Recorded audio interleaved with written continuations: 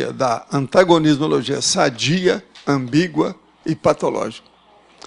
E nós falamos aí no fim, as pesquisas das ideias antagônicas, enfocadas tecnicamente pela ciência antagonismologia, são indispensáveis nos universos da comunicologia, da argumentologia e da refutaciologia. Você pondera heterocriticamente os argumentos novos sobre qualquer ideia quando aparecem? Ou cede de imediato à força da unanimidade? Isso aí, ó, essa pergunta é muito importante devido ao processo do princípio da descrença. Eu quero dizer que esse é o verbete para o público 978. Tem 3 páginas, 38 logias e 4 máximos. Você pode trabalhar com antonimologia, princípios e binômios. São os mais fáceis que eu estou dando a dica, né? Pela coisa que eu vi. Agora, eu queria aqui ponderar uma coisa. Nós já estamos há alguns dias trabalhando com a forma e o conteúdo. E amanhã vai ser variante gramatical, que mexe também ainda com o a conformática. Agora, tem um processo antagônico que eu queria falar, que é o que fazem, às vezes, críticas às minhas coisas. E como é difícil a gente chegar e observar certas condições mais sérias ou menos sérias, mas que sejam mais justas quanto às condições das pessoas. Então, por exemplo, eu, em certos aspectos, eu me considero extremamente desautorizado para opinar sobre determinados assuntos. Para outros, eu acho que eu devia sempre aqui falar para vocês, mas eu não quero usar aquelas técnicas da maiêutica de adoçamento para a diplomática. Então, eu devia falar assim, se me permite uma observação pessoal, entendeu? Ou usar aquelas técnicas que nós temos, que é o primeiro experimento dos 700. Mas agora, há coisas, no entanto, que eu me considero autorizado para opinar. Por quê? Porque diz respeito àquilo que a gente escreve. Então, uma das coisas que eu escrevo, que o povo acha ruim, é quando tem uns que só olham que eu escrevi calhamaço, que eu gosto de calhamaço, faz até piada com isso, de catatal. Agora, tem os outros que falam que eu escrevo pouco, porque são esses que não viram os calhamaços, que só veem o problema dos verbetes. Não, agora tem, por exemplo, 5 observações que seria bom a gente ver. É por isso que eu estou falando. Eu estou dando para vocês o exemplo do que é o processo antagônico dentro dos processos nossos mentais somáticos, tá certo? É o processo intelectual, é o problema aí, no problema do caminho para a erudição. Então, eu vou dar para vocês os 5 observações que eu tenho, que são oposições aos calhamaços.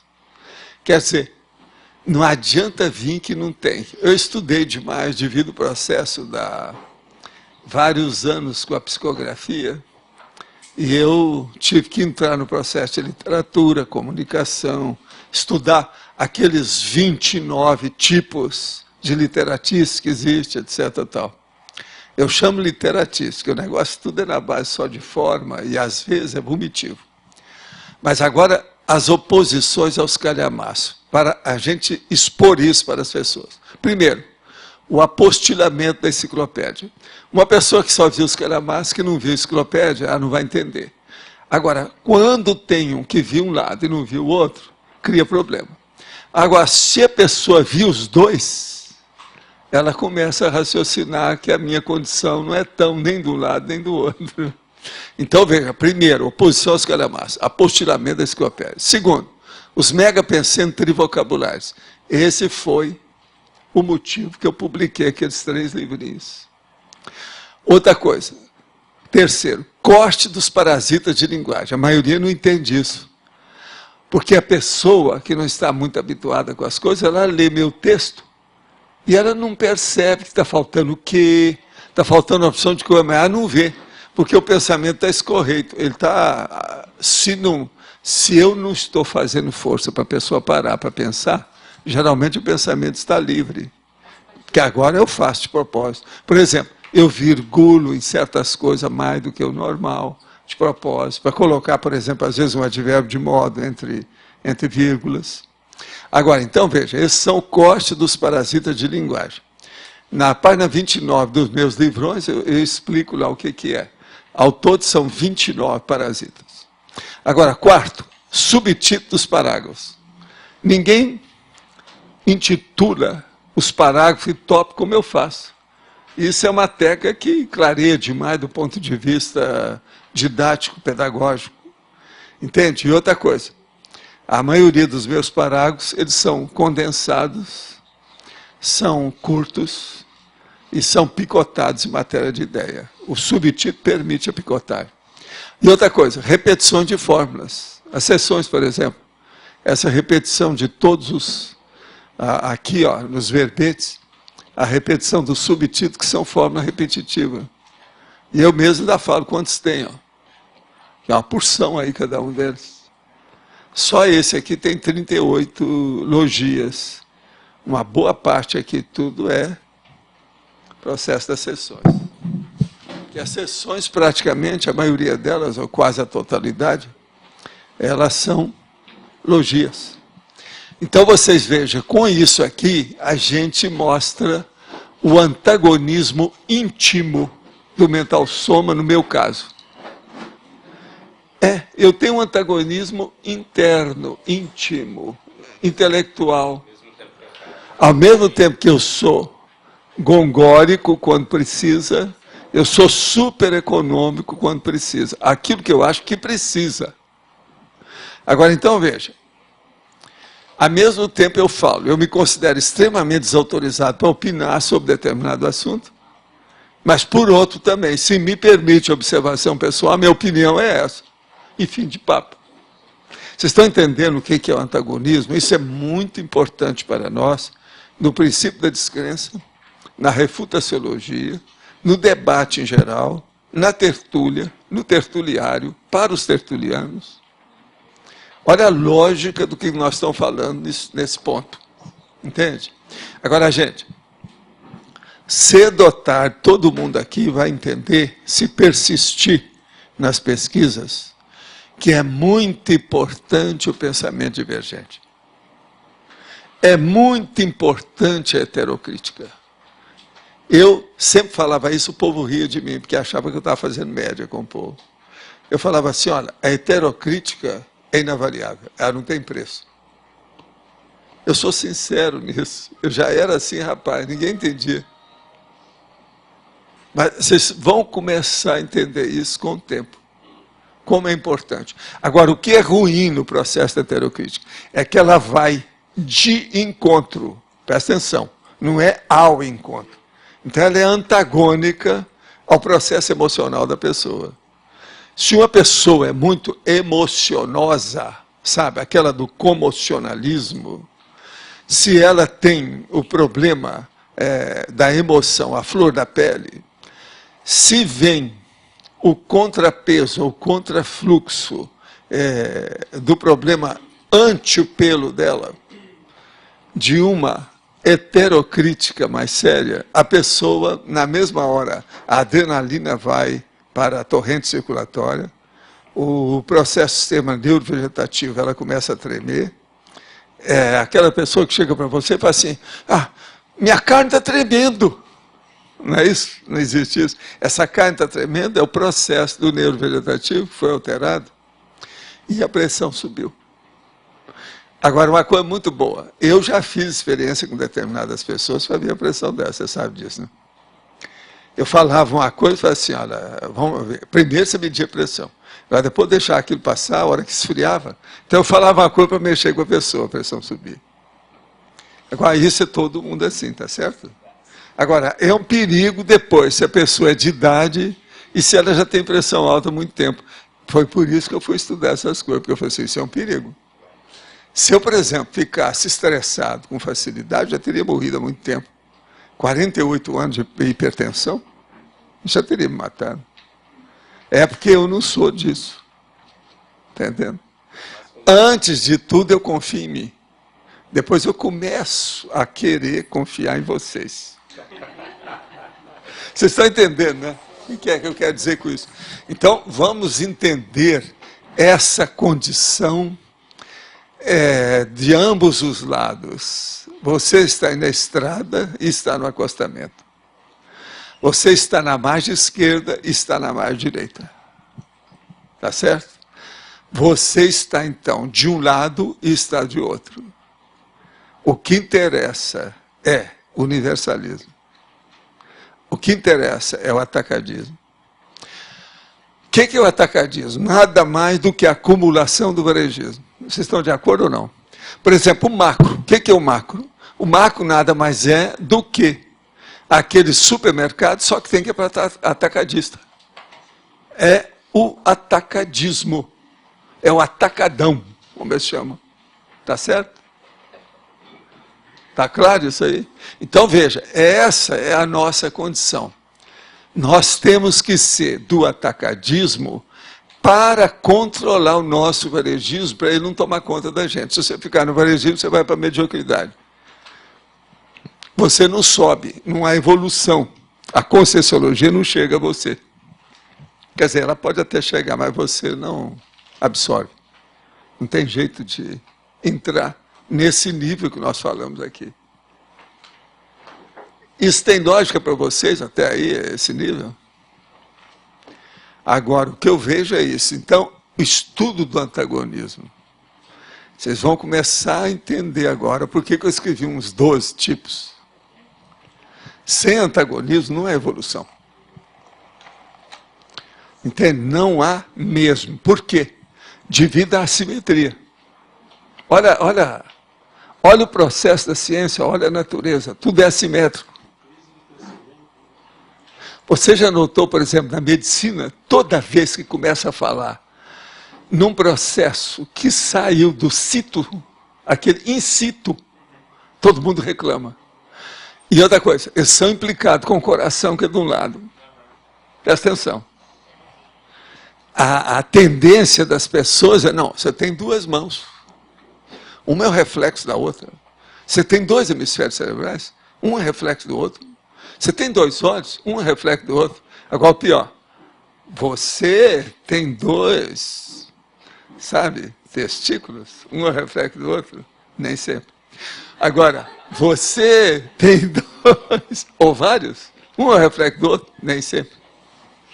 Você entende como é que é? Então, veja, essa assimetria até na dualidade dos órgãos gêmeos, ela ocorre. Não existe gemelidade absoluta. Não há identidade total. Então, acabou. Essa falta da identificação absoluta é o princípio do cosmos. Então, não adianta muito esse problema de nós defendermos qualquer coisa que seja perfeita. Essa perfeição é sempre efêmera, não há perfeccionismo. A evolução não permite, vamos dizer, pelo menos essa ideia funcionar, não dá. Agora aqui, quando o professor fala de tóxico, gostaria de saber exatamente o que se enquadraria no seu conceito como tóxico. Tóxico é tudo aquilo que envenena a consciência. Por exemplo, há certas pessoas tóxicas, consciências tóxicas. Agora, a consciência tóxica, ela intoxica primeiro a si mesma, depois ela intoxica onde ela aparece. O que tiver em torno, ela intoxica. Observa bem no seu ciclo de relações, seja você quem for que esteja ouvindo ou vendo o que nós estamos falando, que você vai encontrar alguma consciência intoxicada e intoxicante. Então, tóxico é isso. Tudo aquilo que empeçonha, que envenena, que piora o equilíbrio de uma consciência. Isso é o tóxico. Então, uma conclusão que a gente pode clarear. Tudo que seja antifisiológico é tóxico. Agora, aí eu viro para você e falo assim, O lesbianismo e a homossexualidade é antifisiológico, é tóxico. Eu deixo a pergunta no ar. Em uma tertúlia, o senhor se referiu aos devas, que seriam consciências que cuidam dos animais subhumanos. Minha pergunta é, os devas são consciências, são holopensênios? Quem cuida extrafisicamente do reino vegetal? Olha, são consciências que cuidam de tudo. Todo o universo é regido por consciência. Não me pergunta quem é que começou isso, que é o primo pensene. Eu não fui apresentado a ele. Eu gosto de falar só com aquelas pessoas com quem eu fui apresentado.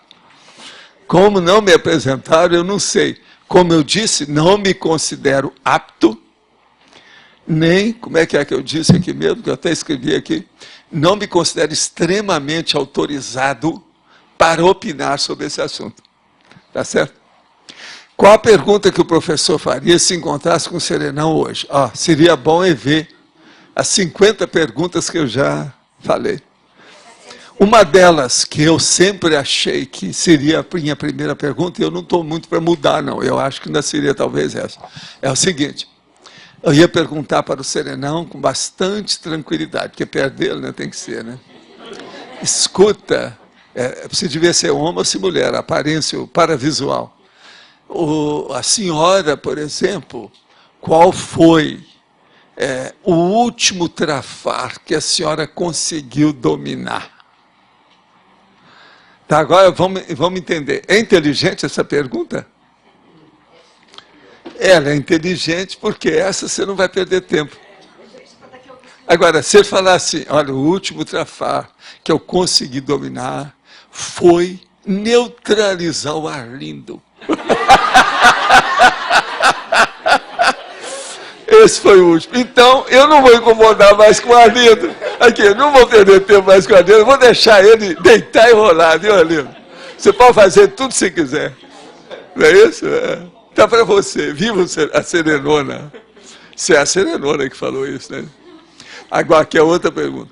Qual percentagem de teleguiados na intrafisicalidade em comparação com a extrafisicalidade? Olha aqui. Isso aí é difícil de falar. Eu não tenho, como eu disse, não estou autorizado. Não tenho autorização gerada pela vivência para falar uma coisa dessa. Agora, o que eu vejo é o seguinte, existe sempre mais teleguiados extrafísicos do que intrafísicos. Isso aí eu já posso assinar embaixo para você. Mas agora, dizer totais é difícil. A única coisa que eu falo de total é o seguinte, a média, quando a gente estudou na década de 80, tinha 9 consciex para uma consci na Terra, dentro da economia do universo terrestre. Então, o holopensene terrestre comportava mais ou menos isso. Então, não é propriamente o globo terrestre, não é bem isso. É o holopensene, a parapsicosfera do planeta. Isso é 9 por 1. Agora, tem outras coisas. A gente também achava que tinha mais ou menos de 60 serenões na Terra, entre intra e extrafísico. Esse é que era o cálculo. Agora, outra coisa que a gente achava que deve ter centenas, porque ninguém me deu a relação deles, ainda não me deram, o elenco, a elencologia de evoluciólogo. Então, deve ter centenas de evoluciólogos, isso aí tudo indica que sim. E se você for pensar bem, só para ver esses 6 bilhões e meio de pessoas que já renasceram aqui, é preciso ter muita gente para cuidar desse povo, né? Mesmo do ponto de vista de renascer. Mas agora, e os extrafísicos? Eu acho que tem sempre mais. Bota que é um caso para pensar. Você falou que isso foi um estudo na década de 80. A população da Terra está aumentando. Haveria uma diminuição da proporção? A população tem que aumentar mesmo, isso é normal, eu já estava esperando, todo mundo está esperando. Sim, mas... Agora, tem uma coisa mais séria nisso. Quantos foram para fora? Quantos foram transmigrados? Sim, mas... Isso aí é que eu não sei, de lá para cá deve ter ido muita gente. Se uns foram transmigrados... Pode ser que hoje esteja 8 por 1, isso que eu vi. 7 por 1, eu não sei. Uns foram embora, outros não, o que ressomaram é pouco, né? Mas é pouco. Sim, mas seria uma tendência... De lá para cá, né? Porque a população Mas da agora, Terra por vai exemplo, os que aumentando. foram, a gente não sabe.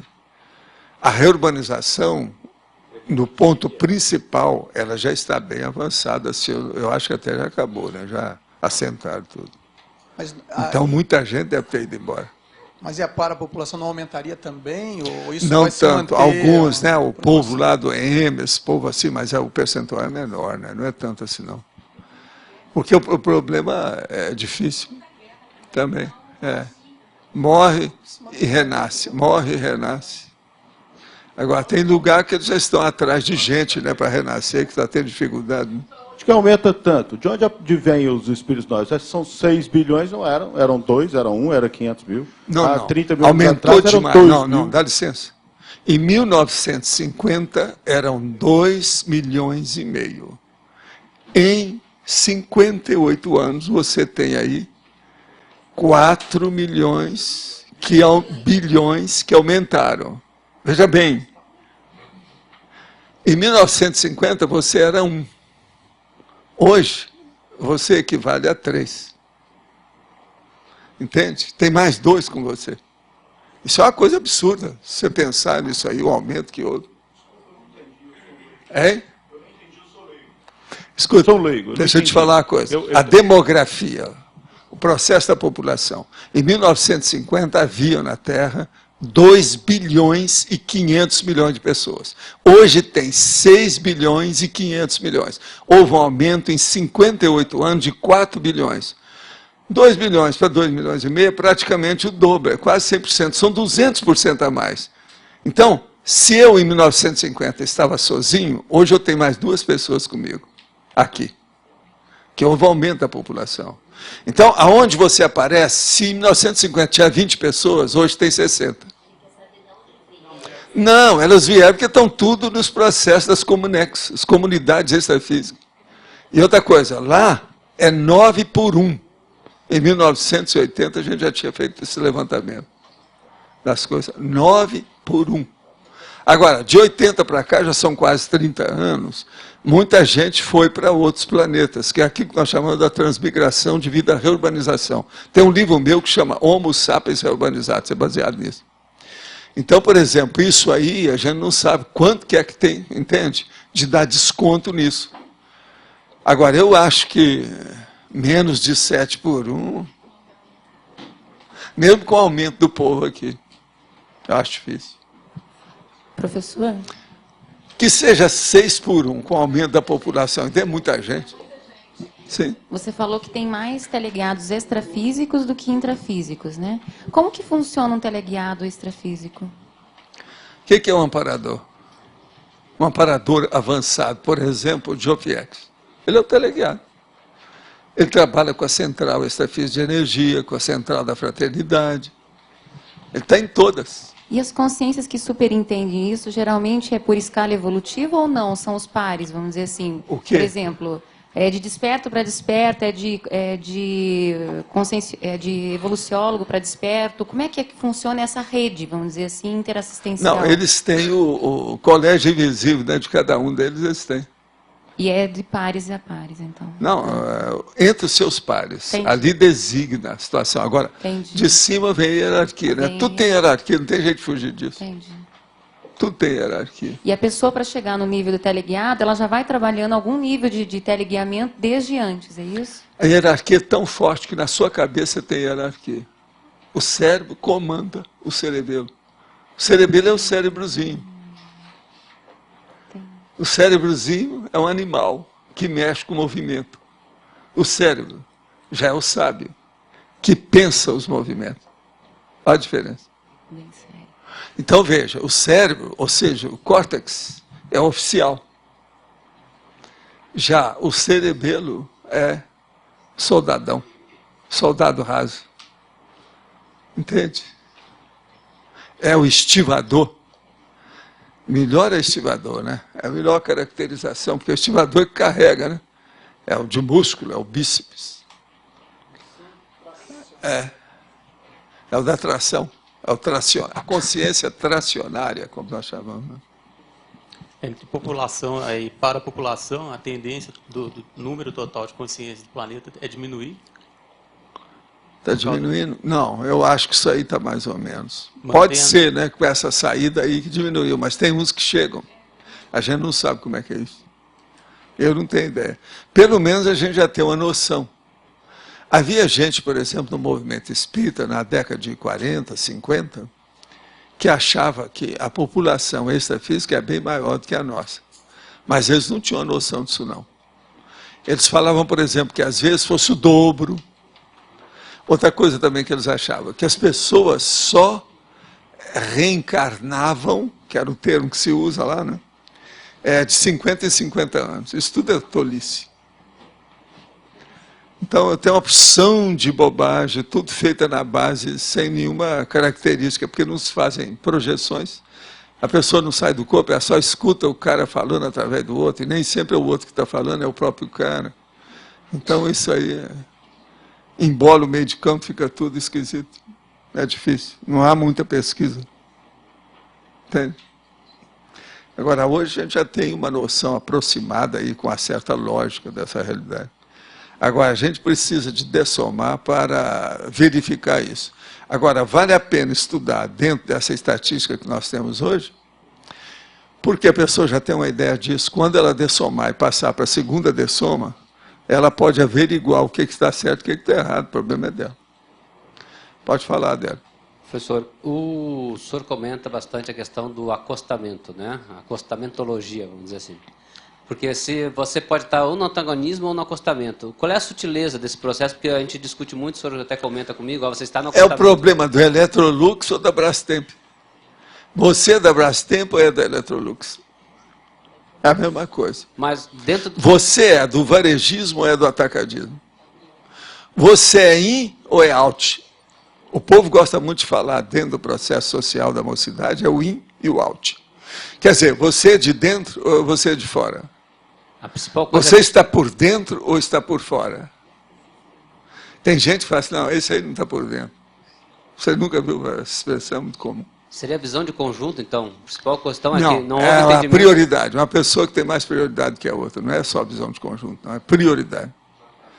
Dentro do Zeitgeist, você é do Zeitgeist ou você já ultrapassou o Zeitgeist? O Zeitgeist, no caso, é o espírito do tempo. Como é que é a sua condição hoje? Aquela pessoa, por exemplo, que todo dia está com as palavras tudo na ponta da língua, tudo que está na moda. Quando era startar, toda hora ela falava startar. Quando é outra pessoa, ela está sempre falando. É, isso. Essa pessoa está atualizada na superfície das coisas, mas não quer dizer que ela tem conteúdo. Se examinar. Agora, o ideal é a pessoa que tem as duas coisas. Essa que é a atacadista. Então, a questão é de ser mais atacadista, ser mais profundo, mais conteudístico, mais prioritário. Agora, veja, a psicologia não gosta de analisar as pessoas desse modo. Ela fica na superfície, porque senão ela perde os clientes.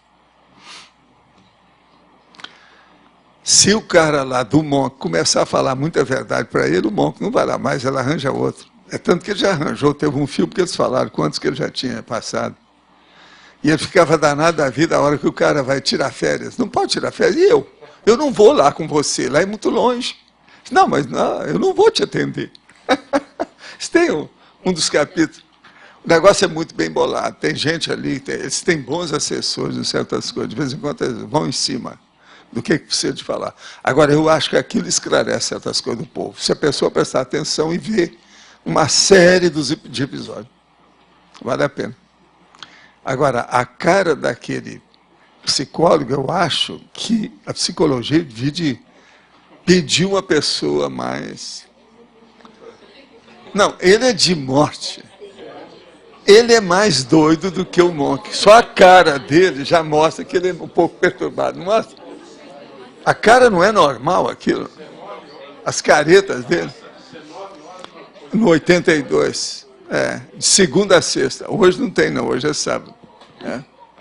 Mas olha, Adélio, o que mais? Está tudo certo? Está ok? Sim.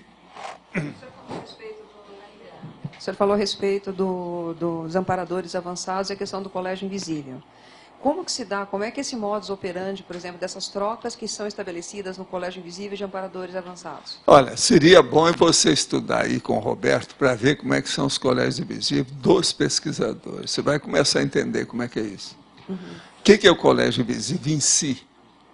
É aquela reunião praticamente informal e fora do jogo natural da academia que os pesquisadores procuram fazer o somatório de ideias para se atualizarem. Isso é o colégio invisível. Agora, extrapola essa condição para desperto, semiconsciente, teleguiado, evoluciólogo, serenão, que você vai ver o que é o colégio invisível funcionando. Então, por exemplo, nós temos já um colégio invisível dos epicons aqui. Como é que chama? Como é que chama? Conselho dos Epicons, é o colégio invisível dos Epicons. Nosso. Esse é o primeiro que apareceu.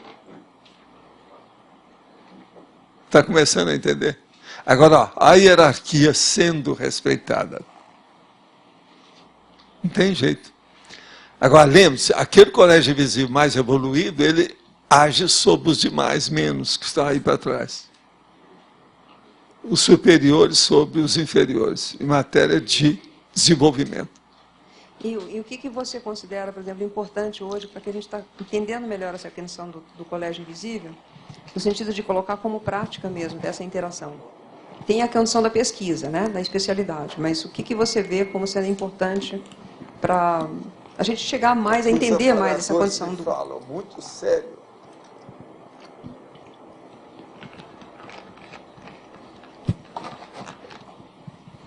É o problema da especialização. Por exemplo, entre os epicons, quem é quem?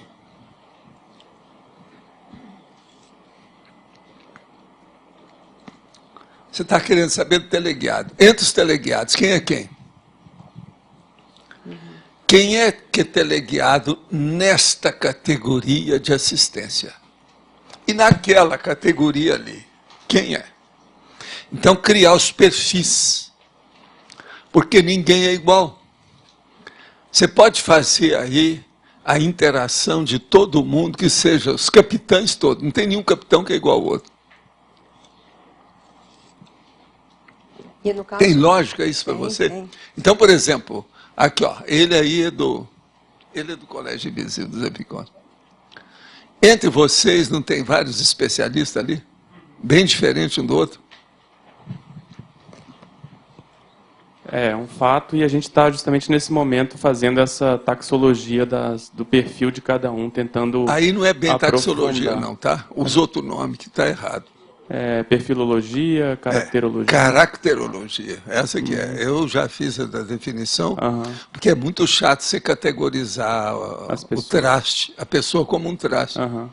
Tem que ser como uma personalidade, eu acho mais democrático. Tá certo.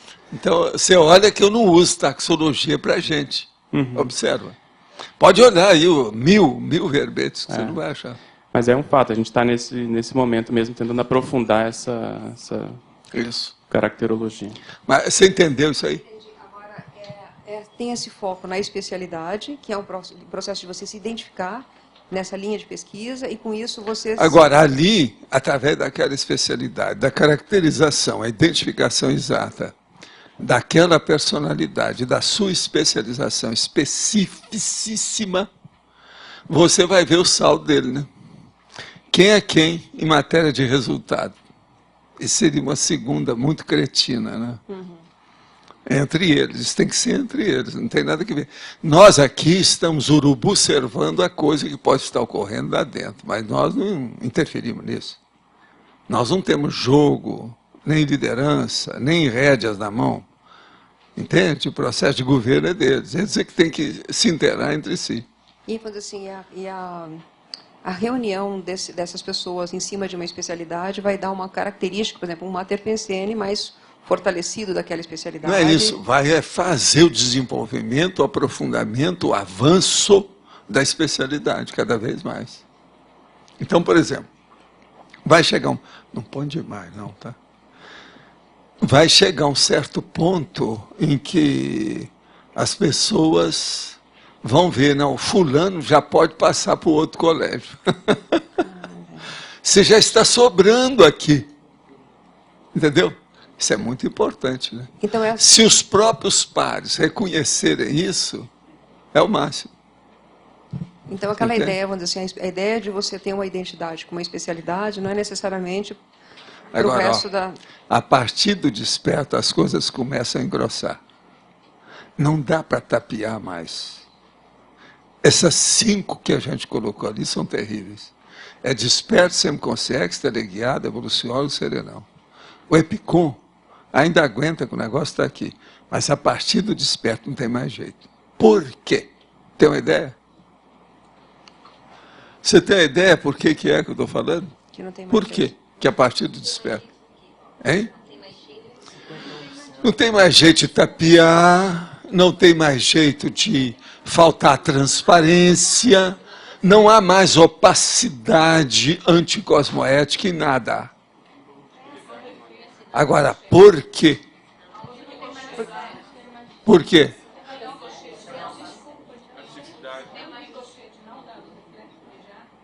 Cada parapsiquismo. Vocês sempre esquecem disso. Né? Sempre não vê atrás da... Não, eles não vê vamos dizer, a parede que é transparente. Entende? É a parede transparente. Tem que lembrar, ela não é opaca, ela é transparente. Tem várias coisas que a resposta é parapsiquismo e nós não descobrimos. Pois é. Não, aqui tem muitas delas, de vez em quando aparece. Mas veja, é o parapsiquismo que começa a se manifestar mais. Ele começa com os epicons. Mas ele tem que se manifestar de maneira profissional, definitiva, com o desperto, tá certo? A partir do desperto, acabou. Se o desperto é assim, é lógico que o evoluciólogo, o serenão, esse povo, tudo lá na frente tem que ser. Então, aí, não há mais aquele processo da mentiraria, da falta de transparência, da entende? Infidelidade das coisas, a desonestidade, a deslealdade, tudo fica fidedigno. Não, para ele poder também... Por que é? Por exemplo, tem uma pessoa que seria bom até eu responder agora, só uma coisinha. Tem uma pessoa que perguntou, Valdo, como é que é feita uma Comunex mais evoluída? É justamente isso. E foi preciso eu explicar para ele, com calma. Veja bem, eu começo a pensar direito, você também pensa direito, o Arlindo também, ele também. Daqui a pouco o nosso pensando vai ser todo direitinho. Cosmoeticamente, um equilíbrio absurdo. Vai fazer uma Comunex. Pessoas que não pensam assim, vai chegar aqui, não vai se sentir bem aqui dentro, ela vai se sentir deslocada, ela não vai querer ficar aí. Então, veja, não somos nós que estamos purificando o ambiente, não. A intenção não é essa. É o próprio ambiente que se dispõe a essa purificação. Quer dizer, não tem jeito. Você está começando a entender? Então, por exemplo, o que é que eu estava falando? Vai chegar um ponto que dentro dos pares vai ter um consenso. Não, fulano já pode passar, ele já está acima da gente aí, já pode passar para outra série. Ele já fez todos os deveres de casa desse nível. Entende? A hora que começa isso, eles mesmos já veem o que é. Então, se uma pessoa ela é guindada, pinçaram ela e colocar num nível maior, aquilo ninguém vai reclamar aqui embaixo, que já viram que ela chegou naquele nível e acabou. Não tem jeito. Vocês estão entendendo? Sim. Então, esse processo é íncito, espontâneo, ele é praticamente, vamos dizer, inconcurso, incontestável, inquestionável. Entendeu como é que é? Está tudo tranquilo lá dentro. Agora, veja, tem lógica isso para você? É uma ortopensinidade contínua, né? É. Não é, às vezes, 100% contínua, mas, por exemplo, muito acima da média de onde a pessoa estava. Ou ao redor, ou nas redondezas, ou o outskirts. A periferia, entendeu? No caso aí seria a periferia favelosa, né? Podia analisar o antagonismo Entendeu? desse nível. O que eu quero dizer? O antagonismo ao nível já do desperto, aí, sei lá, assim. Pois é, o antagonismo ao nível do desperto. O que é o maior antagonismo do desperto? É o desassédio. Não tem outro. Agora, na semiconsciência, qual é o maior antagonismo? Vamos agora ver se você entendeu, você vai seguir o pensamento que eu estou falando aqui ou não. Vamos ver se vocês entenderam. A semiconsciência, qual é o maior antagonismo dela?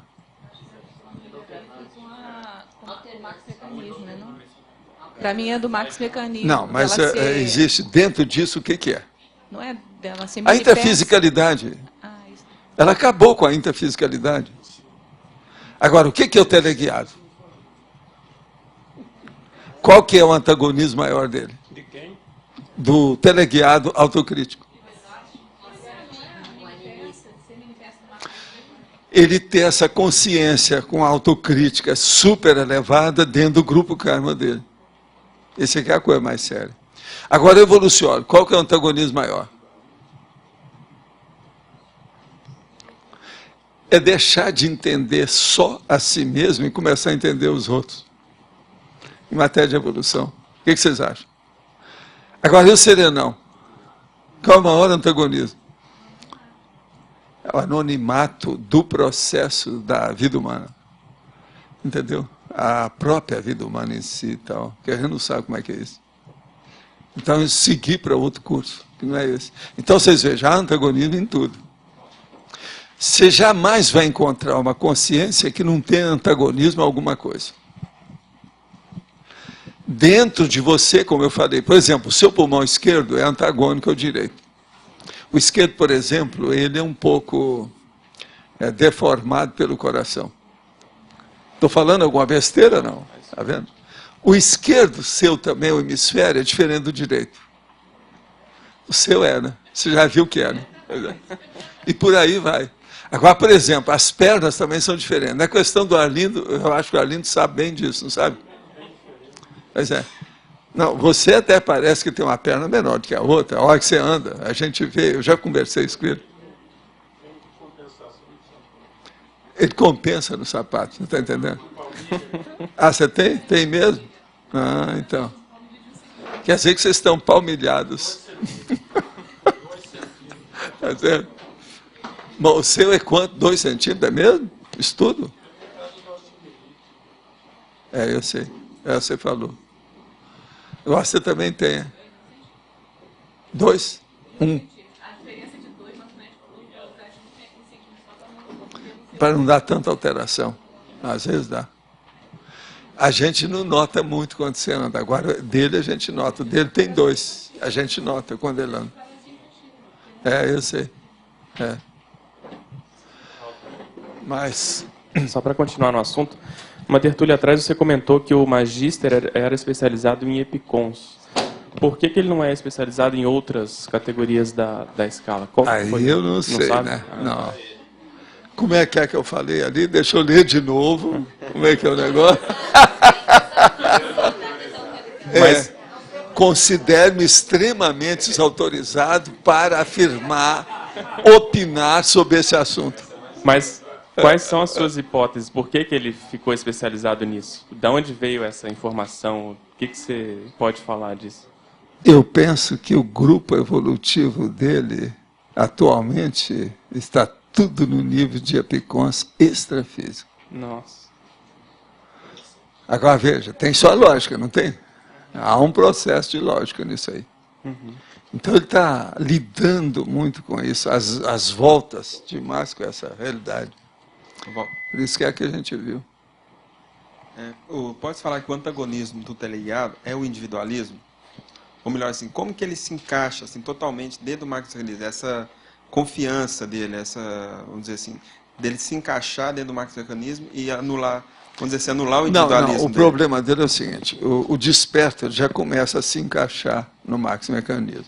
Mas muito antes disso, o epicon já está nessa. Agora, o problema é que eles não têm. O epicon não tem a cosmovisão desse mecanismo.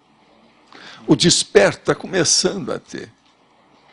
Agora, a semiconsciência ela já começa a entrar no assunto, porque ela fica de lá e de cá, etc. Tal, já começa a entender isso mais. Agora, o teleguiado é o que entrou totalmente. Agora, ele precisa de fazer isso para chegar a evoluciólogo. Porque se ele não se inteirar do que se passa com as outras consciências, como é que ele vai ser orientador evolutivo? Por isso que ele tem que ser autocrítico. Porque não, o autocrítico é eu que coloco mais para chamar a atenção, porque quando você fala teleguiado, parece uma pessoa subordinada que está com a canga no pescoço. Isso. É o subcérebro abdominal, é a lavagem subcerebral, alguma coisa que é teleguiado. Ele foi teleguiado. Então, nós estamos falando que ele é teleguiado autocrítico. Pode-se dizer então, aquele negócio, para ser guiado por aqueles caras, a gente é o tal de perguntar, eu posso carregar sua mala? Assim, que vale a pena.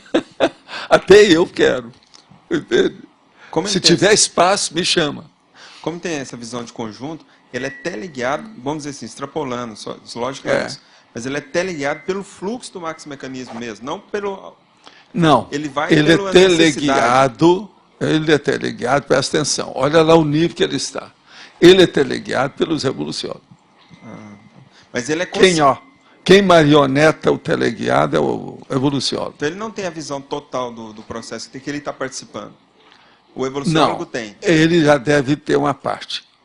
Se ele é mais avançado no teleguiamento, ele já tem uma noção bem avançada disso. Quem tem mesmo é evoluciólogo. Tem. Veja bem, eu já estudo evoluciologia há quantos anos? E não é nessa vida, a coisa já vem de trás. Isso que eu chamo hoje de evoluciologia, que é o orientólogo. Eu já estudo isso há quanto tempo? Agora, veja, eu, com muita força, eu posso chegar a ser desperto, mas veja, eu tenho sempre consciência que está ligado tudo pela proa e pela popa. Está tudo na minha frente para enfrentar. Como é que eu vou fazer isso? Mas eu já estudo o negócio lá. Isso é extrapolacionismo. Agora, ó, a melhor coisa que tem em matéria de parapsiquismo, extrapolacionismo e o problema da evolução é quando você já detona o extrapolacionismo. Ele não fica só de lá para cá. Você encontra no meio. De vez em quando você já tem um percentual que você detonou. Você promoveu. Você, vamos dizer, já é o conceptáculo. Conceptáculo. Porque uma coisa a pessoa recebeu. Ela pode receber qualquer coisa em qualquer lugar. Agora, outra coisa é a pessoa que recebeu no local adequado para a recepção, que é aquilo que eu estou chamando de conceptáculo. É onde tem a concepção da Neo-Verpon, da ideia nova, do neoconstructo. Tudo muda. Agora, veja, eu quero o seguinte, vocês estão seguindo o pensamento que a gente está levando aqui, né? Vocês estão entendendo, né? Tem lógica? Está claro? Ô, Ludmila, você está entendendo o que eu estou falando? Tá? Olha lá, hein? Sabe, ela teve tratando um monte de gente sabe? Durante a noite, dia e noite lá. E ela está um pouco assustada, que apareceu tanta mulher, sabe? Marcada pelos maridos. O negócio é... Então ela chegou, falei com ela hoje. Como é que é? Viva a chuva! Você está resistindo à chuva? Eu falei assim, estou agradecido à chuva, vamos ver se isso esfria os ânimos do povo. Tem razão. Agora, o plantão lá estava cheio de gente assim, um monte de mulher, né? Tudo, chegando tudo escalavrada pelos maridos. Gente, isso é uma coisa terrível em Foz. Agora, diz que o Brasil todo está assim, né? Todo dia está aparecendo esses casos aí. Por isso que ela está um pouco abalada. Vê se você limpa a cabeça, senão não vai. Tem a lei de Maria da Penha, que fizeram agora, tem uma opção de coisa. Tem o processo das pequenas causas, né? O PROCONCA, né? O PROCONCA. Vamos ver, mas é duro. Eu sei o que é que isso que está passando aí com ela, ela tem razão. Em parte é duro. Plantão, minha filha, é isso. Eu não mandei você estudar medicina, o problema é seu. Tem que estudar, tem que enfrentar. Pediu, vai ter. Eu não te disse? Né? O que vai fazer? Mas então, o que você não entendeu até aí? Não, eu lembro que numa tertúlia, você falou que quando o Magister esteve aqui, uma das questões que eles levantaram é que você assim, eu não perguntei nada sobre ele. Eu confio no maxi-mecanismo. Esse que você tem uma noção desse processo que estava acontecendo, porque você é autocrítico. E como que é esse processo, assim, não é uma entrega, mas assim, de entrar no fluxo dele sem questionar muito? Não, está certo, é isso que eu vou fazer. Urubu servando tudo. Você olha os detalhes, vê como é que é. A hora que eu vi que tinha chance de pedir alguma coisa, ou pelo menos, você está entendendo? A gente entra. Mas você não pediu credenciais, né? Isso que é não. Existe aqui, voltando ao Monk, tem vários aqui que estão vendo o Monk, eu queria dar outra do Monk. Tem um episódio dele, que a dona dele, lá que toma conta dele, saiu numa boate com o candidato a prefeito. E foi colocada a fotografia no jornal. Então a dona, de uma hora para outra, mudou o nível. Todo mundo queria arrumar o casaco dela, pedir as coisas para ela, etc. Até o chefão lá da polícia, você está entendendo? Chegou o Maia, o Sotomayor, chegou lá para ela, falou assim, olha, seria bom você, numa saída com ele, me chamar, que a gente ia conversar alguma coisa para ver como é que é. Até o próprio Monk se interessou pelas coisas. A hora que saiu os dois namorados atrás do carro, ia dirigindo o carro, ele queria mostrar o que é que ele já fez, que para ele ser recolocado lá na posição de detetive, aquela coisa. Então você veja, a vida é assim. Se você chega àquele que está dominando, na mesma hora os acólitos naturais, eles mesmos se tornam acólitos. Eles aparecem. Agora veja, o feudalismo, o processo da monarquia continua tudo do mesmo jeito. Esse episódio da Almácia. E ela nadando de braçada, toda feliz, com as coisas trazendo presente para ela, só porque saiu a fotografia no jornal. Quer dizer, psicologicamente é muito bem bolado o negócio, para chamar a atenção de tudo isso. Entende? Agora é típico dos Estados Unidos, principalmente em Boston. Boston é o lugar disso. Ampliação da é aquilo que eles chamavam a família Bostonian Family. É desse jeito. O negócio não é fácil. Você entendeu, né? Então a gente não pode bancar só porque o cara é candidato a prefeito. E a outra namorada saiu com ele uma noite, pronto, mudou a vida. O status automático, aumentou tudo na hora. É, o alpinismo total. O alpinismo social total. Valdo, agora, mas então, eu queria perguntar, o antagonismo maior do nosso meio, agora, se bem que varia ali na escala, né, mas, vamos dizer, em geral da CCCI, por exemplo, o que pega mais? O antagonismo pior que nós temos é a falta de cosmovisão, que dá uma monovisão ancestral, praticamente subcerebral e vegetativa. Isso é que é ruim. Então, uma das coisas, hoje mesmo eu estive conversando com gente lá embaixo falando sobre isso. A pessoa, às vezes, ela tem que ser um pouco mais ousada, intrépida, corajosa, para enfrentar as reciclagens mais definidas. Porque, senão, ela deixa aquilo passar, vai amontoando, o tempo passa rápido, a saúde da pessoa não é a mesma. Quando ela for pegar, já deu tudo para trás. Então, as oportunidades, aí o bonde já passou, não é? Agora, então, é muito importante não estar deixando as coisas se perpetuarem demais. Se chegou para decidir, é preciso saber mudar o bloco, sair do bloco mental somático, arranjar alguma coisa, mas não ficar preso naquilo. Então, isso aí existe devido a esse processo da monovisão, em parte. Também essa questão vamos dizer, um déficit na agilidade para reciclagem, seria também isso? Isso até um certo ponto, é o ponto frágil da reciclagem da pessoa, né? Não há dúvida. Agora, aqui, ó, pergunta que já me mandaram. Começando a ler projeciologia, me vem de hora uma dúvida de muita relevância e, de certa forma, antagônica. Só existem duas realidades do universo, energia e consciência. É o contrário, né? Consciência e energia. Sendo que a energia por si não possui consciência. A consciência não é composta de energia. Qual a ponte de contato ou ponto de contato entre os dois? Por favor, clareie meu pensamento, se possível, com um exemplo. Por exemplo, o caso todo é que a consciência, ela tem a noção da criatividade vital. Ou seja, ela é uma vitalidade, ela tem vida. A energia não tem vida própria. Então, uma, vamos dizer, metáfora boa para isso é a Lua e o Sol. A Lua é um astro sem luz própria. E o Sol é um astro com luz própria. Se você pegar e dizer que aquela luz do Sol é a vida, é a inteligência, é a autoconsciencialidade, você vai entender que existe o Sol da consciência e a Lua da energia.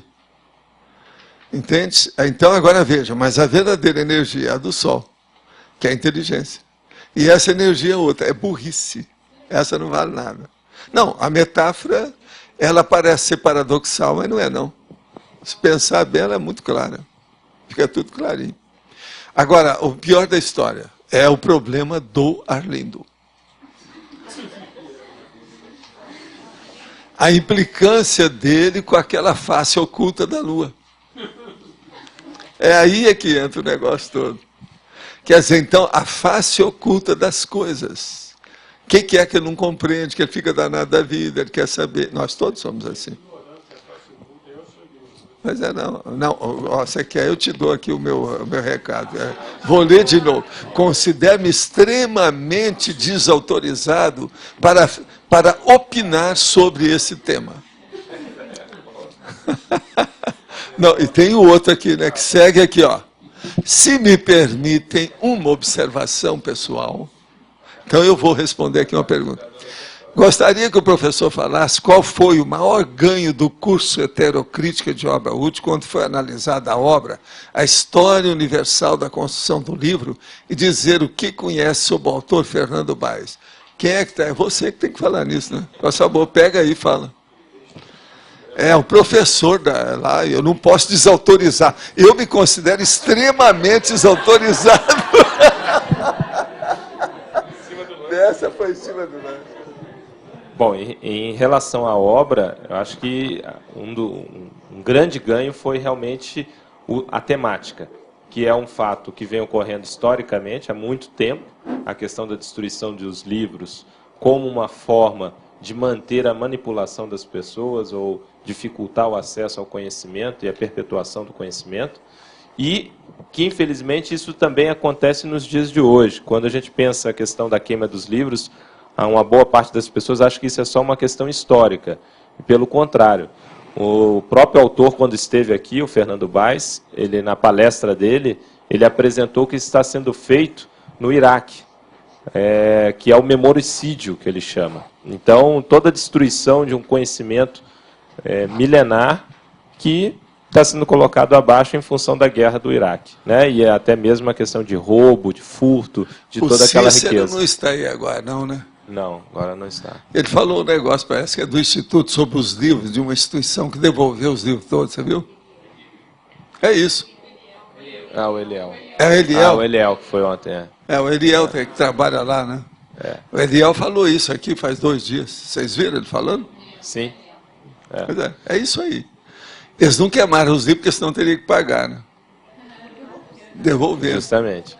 Então, agora, eu tenho um caso desse sério. Quando eu mandei o Projeciologia, a primeira edição gratuita, para centenas de bibliotecas, eu só recebi uma de volta. A Casa do Rui Barbosa. E me mandaram com uma carta toda bonitinha, que aquilo parecia ser fórmula, que eles já tinham a chapa, que já tinham para devolver tudo que chegava. Eu só queria ter as coisas do Rui Barbosa. Lá não pode ter mais nada diferente. Então, veja, super especializada a casa. É tanto que eu estava com vontade de ir lá, depois desisti. Depois dessa, eu falei assim, eu não vou. Deixa, né? Auschwitz, campo de concentração. Né? Eu não quero ir nisso. Campo de concentração mental, soma, é o pior que tem. Entende? Ivaldo, só... Agora, Auschwitz, o que vocês acham? Casa de Rui Barbosa. Das ideias. E só para fechar, e aí a oportunidade também de nós termos aqui conhecido o autor diretamente e fazer esse intercâmbio. O Heterocrítica ele tem permitido isso. O contato da Conscienciologia também com pessoas que não são fazendo uma análise a partir da Conscienciologia. Agora, ó, existe aquele negócio, mate com ternura. Agora, não é questão do caso de Rui Barbosa, não. Mate com diplomacia. Não é isso? Professor Valdo? Sim. Ali no Principiologia, o senhor coloca o princípio da Homem Super.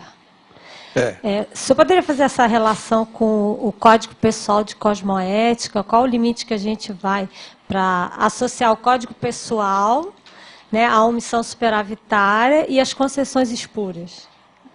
Pois é, o problema é você ver, né? Sua inteligência, até onde você vai. Porque em certo momento qual é o antagonismo, limite que você estabelece né? para você mesmo, para a sua manifestação? A coisa mais séria aí, eu acho que é essa, né?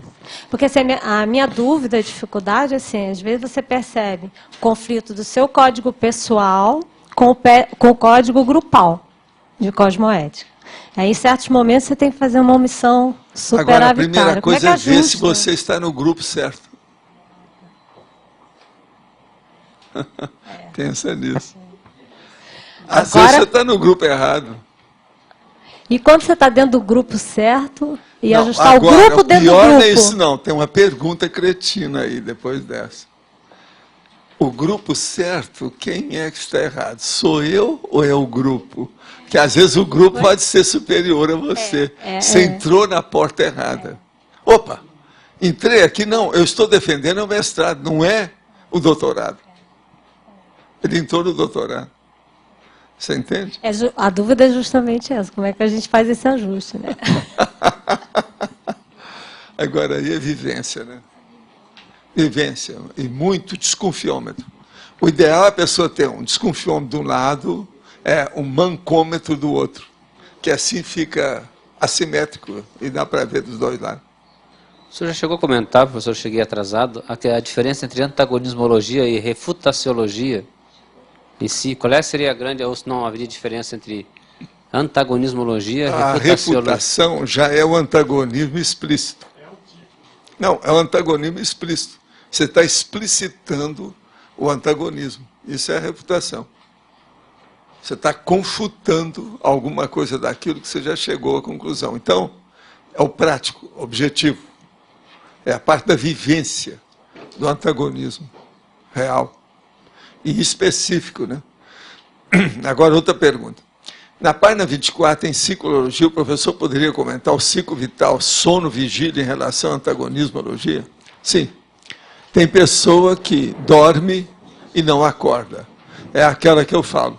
Ele levantou às 8 horas, mas só começou a funcionar bem às 11, porque ele demora até entrar na situação.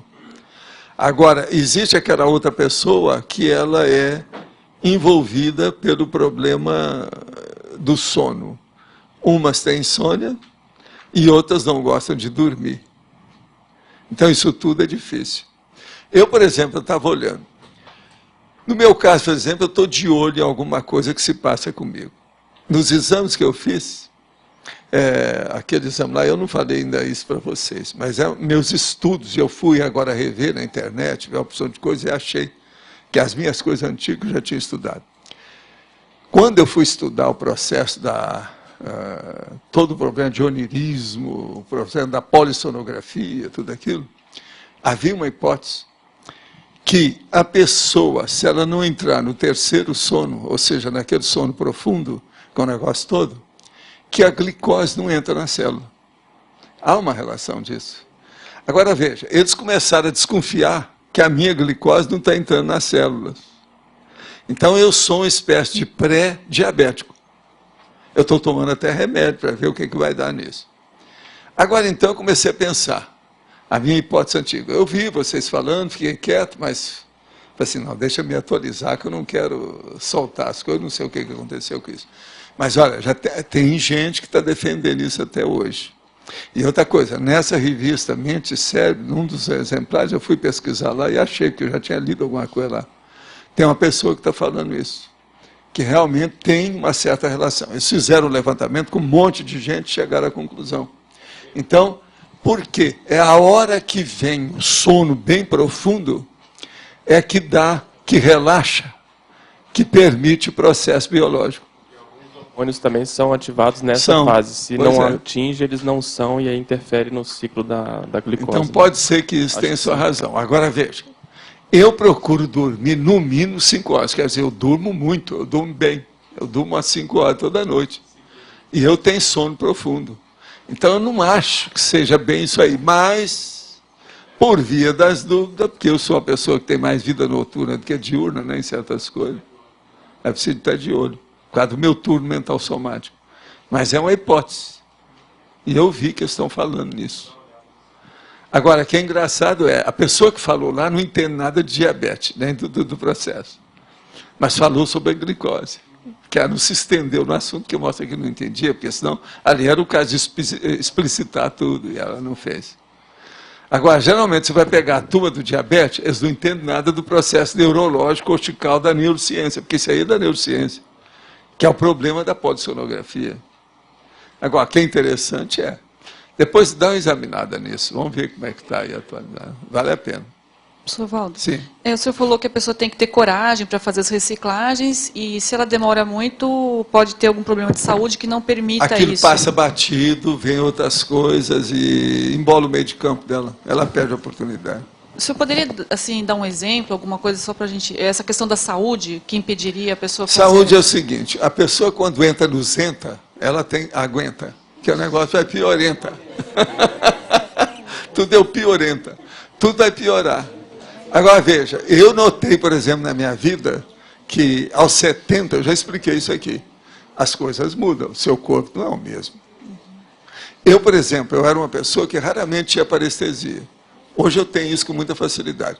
Eu não sei se é por causa do meu processo ectoplástico e outras coisas mais que eu sou assim, mas eu acho que a maioria é assim. Então, meu negócio está sempre mexido o tempo todo. Agora, por exemplo, aquilo que eu estava falando da perna, hoje eu não estou sentindo mais nada, eu estou sentindo embaixo. Aquilo já mudou tudo. Quer dizer, tem umas coisas que... Mas assim, o que impediria... Eu não era assim. Então, por exemplo, desconfie de você se você não sente nada do seu corpo, hora nenhuma. É essa hora que você tem que começar a agir. Começa a trabalhar enquanto o seu corpo não está reclamando. Se ele começar a reclamar, já passou a hora. Eu comecei mais cedo, eu não estou arrependido de nada, nem estou chorando as pitangas, não. Entende? Mas é preciso de ver. Agora, o problema é deixar passar batido numa hora mais justa e mais adequada para fazer aquilo. Entende? Isso aqui é. Porque, meu caso, há muitos anos, eu cheguei numa conclusão horrível. Qualquer coisa que eu for fazer... tudo vai ficar igual aquele negócio da filosofia. Tudo fica tal e qual. Porque não muda. Pelo seguinte, nada para, tudo tem que crescer. Qualquer coisa que eu fizer ainda é pouco. Você tem que fazer mais. Há o auto-revezamento. Auto-revezamento é uma coisa que não é para uma vida só. Então, fim de papo. Eu vou fazer tudo que seja prioritário, que eu vejo que é melhor. E banana para o resto. Vamos ver o que vem pelo futuro. Há muitos anos eu cheguei a essa conclusão. Por isso que eu sou tranquilo, o negócio do vulcão. E a cor da lava, entende? Você está entendendo? Agora, por exemplo, eu estou fazendo. Agora, essa pessoa vê essas coisas, mas não faz, é aí que está perdendo, aí é que é. O negócio é fazer. Não interessa, tranco e barranco, mas tem que fazer.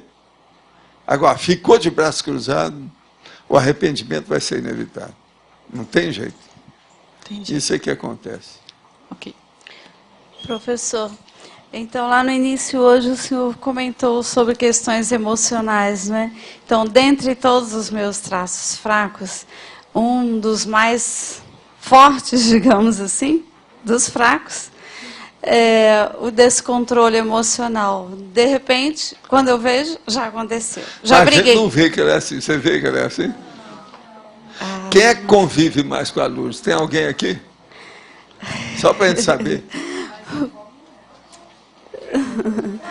Ela não era assim, né? Então, eles conviveram com você. Então, me conta, como é que é o seu modo? Eu não entendo, porque eu também nunca vi. Eu me acho muito intolerante, impaciente em alguns casos, em alguns momentos. Muito. Aí quando vejo, já perdi o controle emocional. Mas só me conta, você chega a expor isso? Sim, às vezes sim. Chega? Vocês lembram de algum caso dela nesse período todo que ela passou aí? Violência?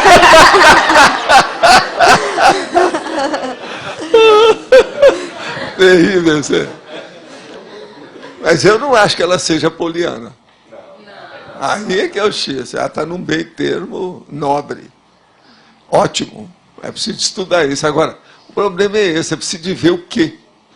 Que às vezes você é assim só teoricamente. Mas você não expressa aquilo. Quanto tempo você morou aqui na Basicom? Quanto tempo foi? Uns 3 anos ou mais. Ô, Bacê, qual é o diagnóstico que você dá da Lourdes? Eu não tenho visto ela falou assim, não. Também não trabalha, a gente trabalha junto. Ah, é? Muitos aí trabalham comigo na faculdade. Sim, mas deve ter alguma coisa para ela chorar, as pitangas assim. Deve ter. Sim.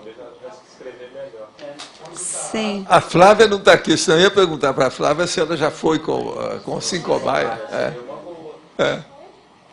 Para a gente ver. Não.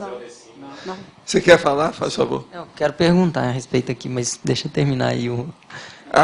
Estou na fila. O entreveiro aqui. Estou na fila. Entende? Onde é que é o Pelourinho? Vamos levar lá o Pelourinho.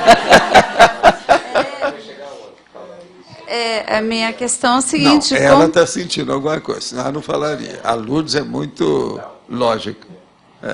Como evitar o descontrole emocional, né?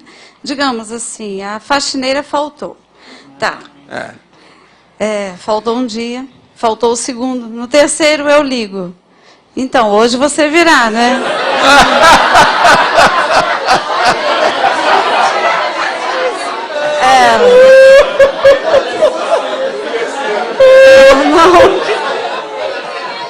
Tem gente aqui que liga depois de 5 minutos que ela atrasou.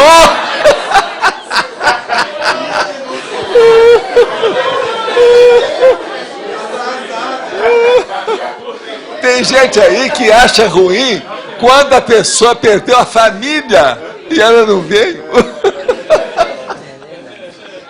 Entende? O negócio é sério. Agora veja, você está fazendo lembrar aquele doutor no nosso banquete lá, a situação toda, e não tinha americano nem nada, mas tinha ministro, tinha o diabo lá, agindo na mesa.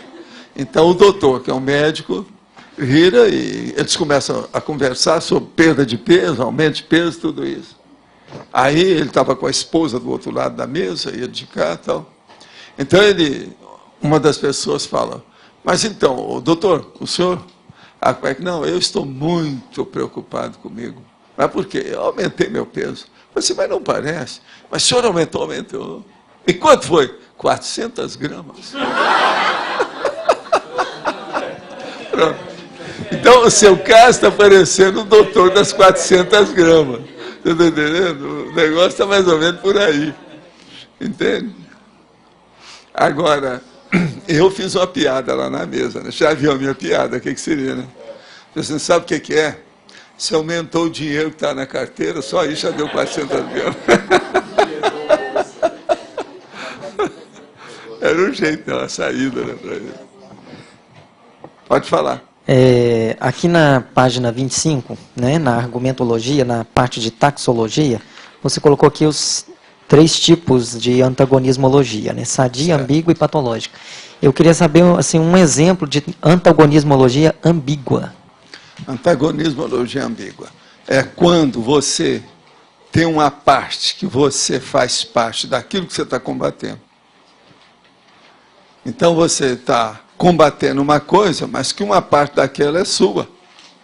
Às vezes foi até você mesmo que provocou, ou você promoveu, ou ajudou a promover. E aquilo desviou. Então você está sem muita autoridade, às vezes, para falar qualquer coisa. Você entende? O pai pegou um filho e colocou numa determinada condição. Seja numa academia, ou no estudo, ou no esporte, ou alguma coisa.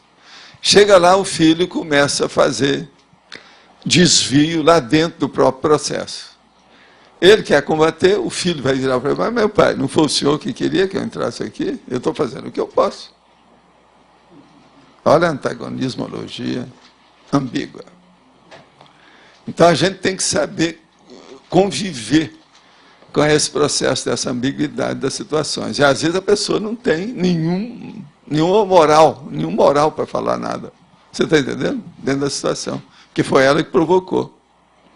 Por exemplo, eu falei o pai sobre isso. Não explicitei muita coisa, não. Deu geral. Agora, aquele pai que aos 15 anos, ele leva o filho para beber cerveja no bar junto com ele, para ele ser homem. Que é aquele juiz lá do Rio deu conta e prendeu o pai. Deu um bafafá danado no Rio de Janeiro. Mas veja, como é que fica? Ele é que levou o filho a beber. Com o passar do tempo, o filho fica alcoólatra. Ele vai reclamar de quê? Foi ele que criou. Antes do menino crescer e virar homem, ele já levou. O álcool, você sabe, na adolescência ele fixa mais. O alcoolismo é muito mais fácil de fixar se começa na adolescência. Olha o antagonismo ambíguo. Está mais ou menos claro aí para você? Estou dando um exemplo só. Walter, tem aquele caso também da pessoa que entra num negócio para ajudar a acabar com uma linha dentro daquele negócio. Também, não tem? E seria positivo aí também, né? Tem. Isso aí é um ambíguo a favor. Isso. Esse outro que eu estou falando, que você tem que chamar mais, é um ambíguo contra. Mas é também o que ele faz parte. Mas esse também é a mesma coisa. Agora aqui, ó, pergunta. Como lidar com a pressão da necessidade em atuar com a TENEPS e os critérios ainda não preenchidos para exercê-la? Escuta, pressão da necessidade, não. Isso é bobagem. Pressão da necessidade. Quer dizer, a pessoa está sentindo. Se ela está sentindo com pressão, ela não tem nenhuma consciência do processo da TENEPS. A TENEPS tem que começar tudo com tranquilidade, céu de brigadeiro, mar de almirante, tudo azul, nos trinques. Isso aqui não é bem. Pressão da necessidade de atuar. Por que você está achando que você tem pressão? Por causa das companhias? Por causa de suas amigas? Que algumas entraram? Lembre-se, aquelas 3 senhoras que vieram aqui da Baixada Fluminense. Então, elas começaram a praticar a TENEPS. Uma delas não podia praticar, as outras 2 falaram para ela: você está muito enrolada, não dá. Ela foi fazer, o negócio deu para trás. Agora, elas tinham muita ligação uma com a outra. Como 2 conseguiram e a outra ficava de fora, ela ficou se sentindo vendida dentro da situação. Isso é que eu chamo de pressão da necessidade de atuar com a TENEPS. Agora, isso deve ser excluído, isso não deve ser permitido pela pessoa. Ela tem que fazer isso quando ela estiver com gabarito e tudo assentado, para poder pensar em TENEPS, né? Antes disso, não pode, não. Poderia explicar um pouco mais sobre como superar trafares, como, por exemplo, o ciúme ou o egoísmo? O senhor sempre fala que é só abrir mão, como se fosse simples. Eu não considero tão simples. Existe alguma técnica? Quem é que falou que é simples? Se fosse simples, eu falava isso uma vez e caía fora, não precisava de voltar aqui para falar. Quantas vezes eu já tive que fazer isso aqui? Centenas de vezes. Agora, ó, abrir mão do dinheiro, abrir mão do ciúme, abrir mão do poder, abrir mão do cartaz social, abrir mão do status, abrir mão da celebridade, abrir mão da fama, abrir mão do pódio, abrir mão do trono. Isso tudo é abrir mão. Eu, quando estou falando, não é só isso, não. O negócio é muito. E outra coisa, quem é que falou que é simples? Eu não disse nada. Uma outra coisa, já falei aqui, que abrir mão é uma das coisas básicas do temperamento. E o temperamento é a última coisa que a pessoa abdica, que ela abre mão, que ela abre mão. É o temperamento. Então, a coisa não é assim, não. Agora, veja, vamos estudar o processo técnico. O maior processo técnico é o seguinte: eu não vou fazer isso mais, e acabou. Quem manda em mim sou eu. Ninguém manda em mim, sou eu. Acabou. A pessoa muda. Eu vou deixar de ser miserê. Isso aí é das coisas mais difíceis para uma pessoa afirmar. Das coisas mais difíceis para uma pessoa afirmar. A primeira coisa, o miserê, geralmente, ele tem dificuldade de admitir que ele é miserê. Sempre ele vai arranjar uma desculpa para adorar a pílula e edulcorar a posição dele. Então, isso é clássico. Agora, veja, eu vou deixar de ser miserê. Essa declaração, precisa de gravar, né? Se alguém falar isso. Se vocês ouvirem alguém falar isso, vocês me falam, tá? Eu quero gravar. No exemplo do Sol e da Lua, vejo que são corpos físicos sofrendo influências físicas. A questão é, como o não físico se manifesta no físico? É justamente o que nós estamos falando. As premissas não nos levam para uma terceira natureza, onde consciência, entre consciência e energia. Por favor, me ajude na questão. Olha aqui. Você não entendeu uma coisa, presta atenção. Energia não tem vida própria. Ela movimenta, mas não tem vida própria. Por exemplo, aqui, ó, nessa mesa, ó, isso aqui, tudo são moléculas que estão em movimento, são átomos em movimento, está tudo movimentando. Isso não tem vida. E chama-se natureza morta. É uma coisa inerte, não tem vida.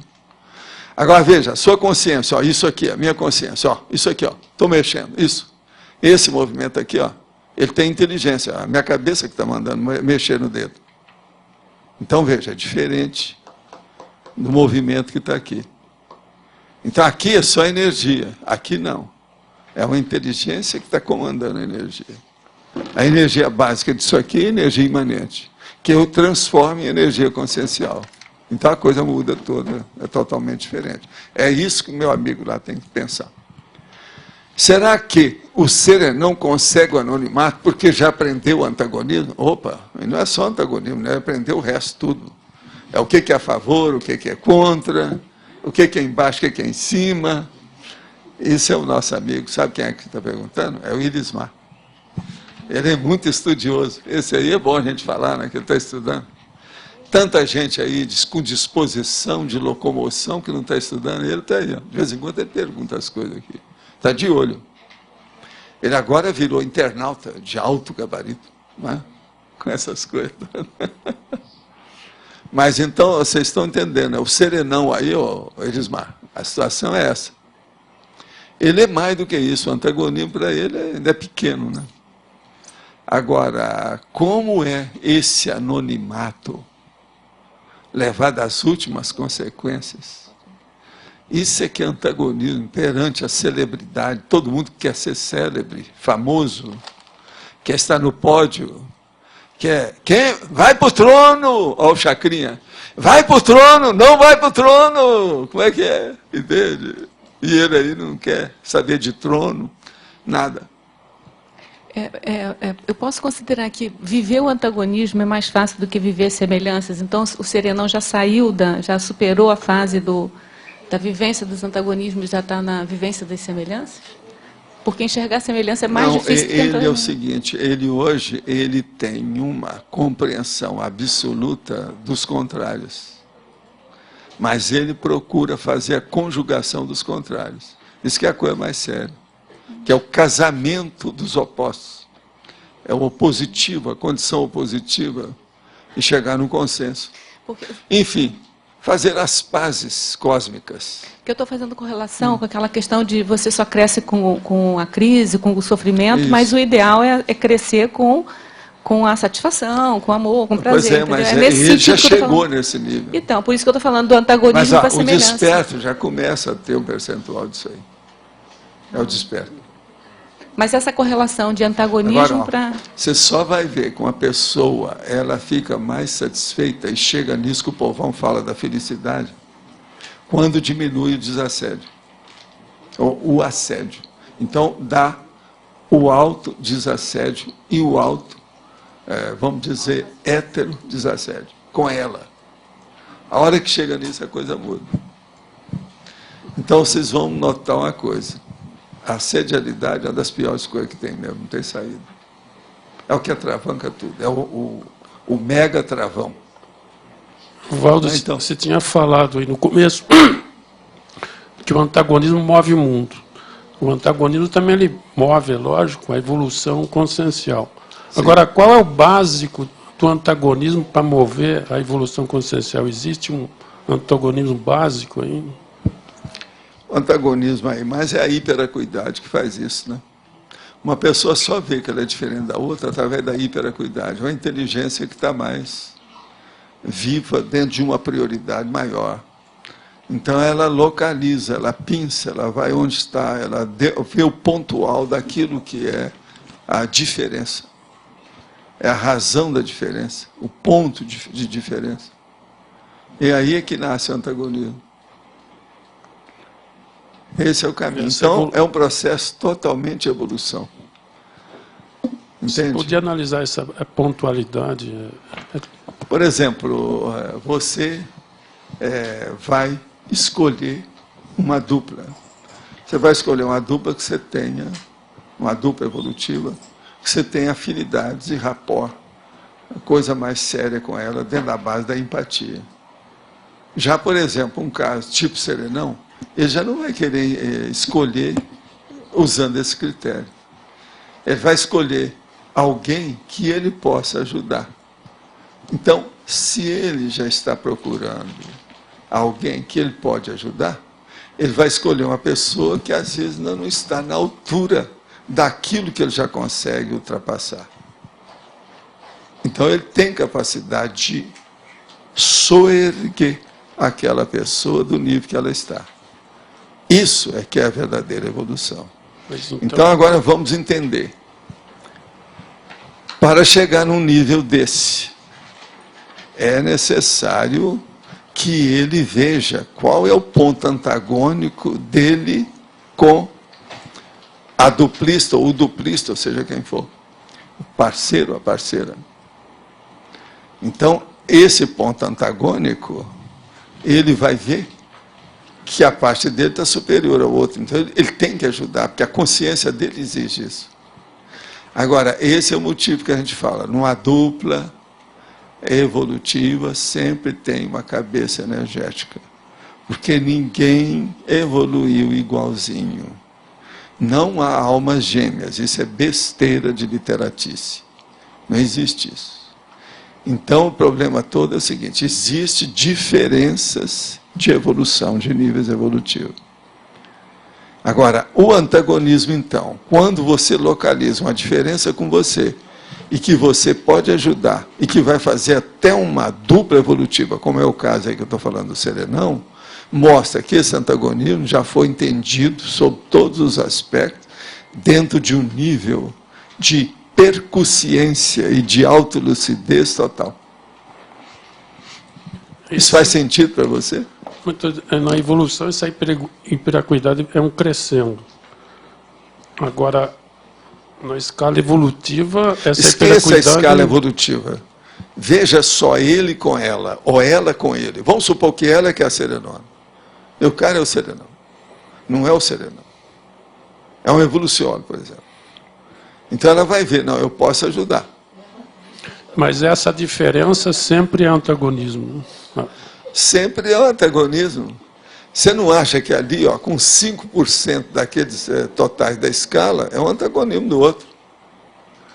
E sempre tem um que está na frente. Agora, o que a gente pergunta é o seguinte: o seu antagonismo é pró ou é contra? Não, o pró ele é da evolução ou ele ainda está embaixo? Afinal de contas, você está aquém ou além?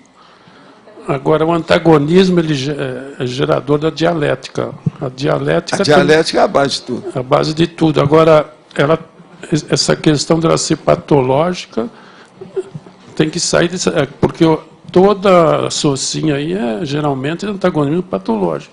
Nós estamos no contrafluxo. Sei, mas já aí também é patológico. Onde é que está a patologia no caso? É do evoluciólogo, que é inferior em evolução a serenona. Tá certo?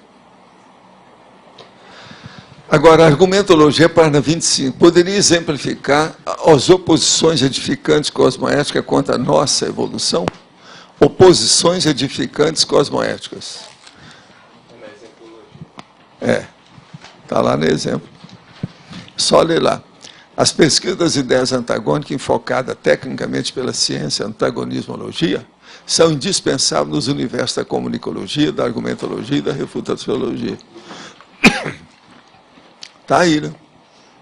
Se quiser qualquer coisa, está aí dentro desse problema e está também no exemplo. A destrutiva, o estudo técnico das oposições quando destruidoras ou anticosmoéticas. A construtiva, o estudo técnico das oposições quando edificantes ou cosmoéticas. É isso aí que ele está querendo. Isso aí é só ver, né? Tem tanta coisa. É muita coisa que nós falamos aqui o tempo todo sobre esses aspectos. Professor. Sim. Poderia falar sobre as diferenças, as similitudes sobre o miseré e os votos de pobreza? Sobre o quê? Miseré e os votos de pobreza. O voto de pobreza mostra que a pessoa quer depender de outras. Então, ele já entra com um arrimo baseado em terceiros. Ele não quer ter, vamos dizer, fazer o esforço dele mesmo crescer. Ele quer viver às custas dos outros. Isso é que é o voto de pobreza para mim. Não venha me dizer que vai ajudar os outros, que vai fazer isso. O povo de Emaús, o outro que não sei o quê, o santo não sei de quê, São Francisco Xavier, São Francisco não sei o quê, Santa Girafa. Isso tudo é conversa. Para mim. Hein? São Francisco de Assis, com todas as coisas. Quando uma pessoa, ela fica dependente de outra, claramente, hoje tem até psicologia que já deu um nome para isso, mas eles não levam isso para a Igreja Católica, mas devia de levar. Como é que chama? Síndrome do canguru. Síndrome do canguru, ela é óbvia. Isso é a pessoa que entende? Outra coisa, a pior pessoa que tem é aquela que tem o voto de pobreza e ela é miserê. Então aí sai de baixo. Sai de baixo. Se alguém aparecer por aí, é bom vocês levar para o AVA. Na mesma hora.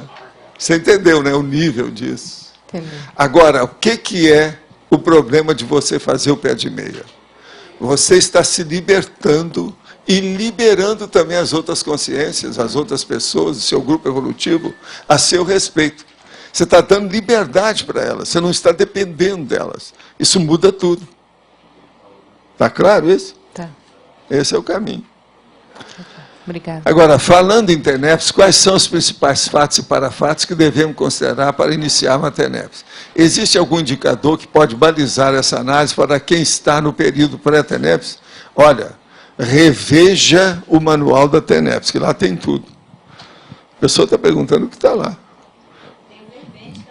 Eu teria que pegar aqui o manual e ler para ela uma série, está tudo lá. É só olhar. Não tem nada. No final de ano vai ter uma semana sobre isso, é só aparecer por aí. Você quer falar? Não, se quiser perguntar. É que é assim, professor, ontem eu vi uma reportagem e eu fiquei intrigada, que é um caso de uma pessoa aqui no Brasil que morou 12 anos na rua e mesmo passando fome e tudo, essa pessoa ia para a biblioteca pública e lia, né, estudava. E ela conseguiu, no caso é uma Consim Androssoma, né, conseguiu passar num concurso do Banco do Brasil. A minha pergunta é o seguinte: o que faz com que uma pessoa, perante uma adversidade da vida, consiga reverter isso positivamente e outras fiquem reclamando ou sendo, vamos dizer assim, fazendo um antagonismo com relação à adversidade? Aí é o processo da fortaleza da personalidade. Existe personalidade forte, que é strong profile, e existe aquela que é weak profile, quer dizer, uma personalidade frágil, fraca. A pessoa ela tem que ter pulso. Ela tem que saber. Você já viu eu falar? 50 anos que eu falo. E outra coisa, para a mulher, como é que eu falo? Seja uma mulher. É isso aí. Eu falo isso faz 50 anos. Tem hora que a mulher tem que ter testosterona. Do mesmo modo que o homem, de vez em quando, tem que ter o estrogênio. É a saída. É o yin e o yang. É a saída. Isso tudo tem, funciona. É. Ah, foi? Agora, a perseverança que alguns gostam de usar não é perseverança, não. É um troço mais forte. A expressão. Tenacidade. Tenacidade. É. Ele é tenaz. A hora que a pessoa é tenaz, acabou. Agora, o nome que eu chamo para tenaz, como é que é? Obstinado. Não. Javalino. Javalino. É o javalino. Esse aí é o que todo mundo entende, todo mundo ri, mas todo mundo entende. Sim. Entende? É o javalino. Esse aí que é importante. Esse cara é javalino. É lá de Pernambuco. É. Então o apelido dele deve ser javalino. É o mais sério. Agora, gente, eu queria saber uma coisa. Dá para vocês desligarem aí, e os nossos teletertulianos vão entender que tem aqui um negócio. Hoje é o último dia que nós vamos fazer isso. Hoje não, amanhã ainda tem também, né? É o último dia que a gente precisa de falar umas coisas que não pode sair aí. Depois, segunda-feira, eu vou explicar isso tudo. Então, vocês dão para desligar aí para nós? Agora, eu quero saber se a nossa amiga, a Arinha Rocha, se ela está aqui, está? Ela? Faz favor. Olha o microfone lá para ela, faz favor.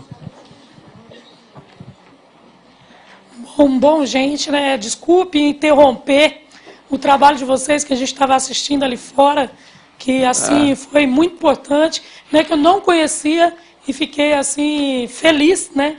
Por ter tanta gente interessada em se melhorar, né? Em se construir de uma forma mais, né, mais positiva, né? Então, o meu nome é Arinha Rocha, eu faço um trabalho com cultura na cidade, arte e educação, né, de verdade. A gente trabalha com crianças e adolescentes, né, num projeto chamado Casa do Teatro. Há 20 anos a gente vem fazendo esse trabalho. Há 20 anos a gente vem fazendo esse trabalho. E sempre percebeu que é necessário fazer um trabalho na cidade de forma coletiva, né? As pessoas não são procuradas, né? As pessoas indiferentes das universidades não são procuradas para discutir os problemas da cidade. Isso sempre incomodou a gente deveras, né? Porque sempre a gente queria que as pessoas, né, tivessem participação nas políticas da cidade, que fosse discutido com essas pessoas o interesse por educação, de como a gente questiona, como melhorar a questão da saúde, como melhorar, né, a cultura da cidade. E o que vê é que as universidades não têm participação nenhuma nas discussões políticas da cidade. Então, isso nos deixava muito inquieta, né, e durante muito tempo de trabalho na cidade e na formação da cidade, né, com tantas passagens de vários políticos, né, e desde a abertura política de Foz, que não se deu há muito tempo, em 85, de verdade, né? Então, você via que as coisas não estão caminhando, né? Então, isso nos perturbava e fez com que a gente, né, falo em nome da gente, porque o nome Arinha é só apenas um nome, né? Na verdade, eles são várias pessoas que participam coletivamente na formulação dos nossos projetos, né? Que vai de educação a trabalho para as pessoas, né? Claro que um vereador, né, todo mundo sabe aqui, o papel de um vereador que é um fiscalizador, né? Exatamente um fiscalizador. Mas a gente acredita que a participação das pessoas, né, é importantíssima na formulação das políticas públicas para essa cidade, que ao longo do tempo a gente ficou aquém. Então, essas necessidades de uma porcentagem maior para aplicação na educação, a gente pensa 30% do orçamento para a educação, né? Nós pensamos um trabalho de cultura voltado, né, à democratização, né, que as pessoas consigam, nos bairros, no centro da cidade, em todos os lugares, ter acesso à cultura, né? E cultura, desde um encontro do livro, um encontro do livro a um espetáculo de teatro. Gente, eu sou forjada no movimento social, né? E assim, quando vi todo mundo aqui, a gente fica meio nervoso, né? Porque eu sempre também tive muito respeito pelo pessoal, a Nara, que a gente conhece, né? O professor. Então, é sempre um aluno falando com os professores, né? Você sempre termina as bases, né? É sempre difícil. Você engole palavras, você dificulta, treme, né? Mas é muito interessante estar aqui, olha, né? Nesse fala momento. aí qual que é o seu número. 13 mil, querido. É o 13 mil dela. Isso, certo? né?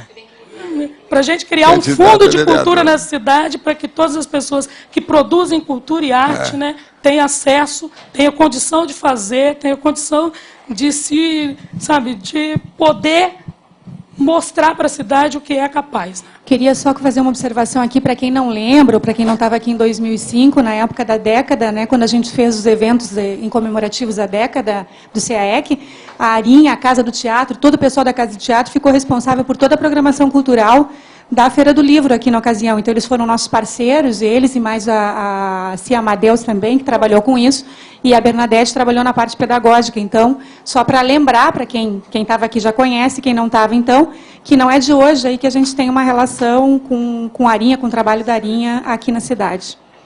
Obrigada. Gente, umas palmadas para ela.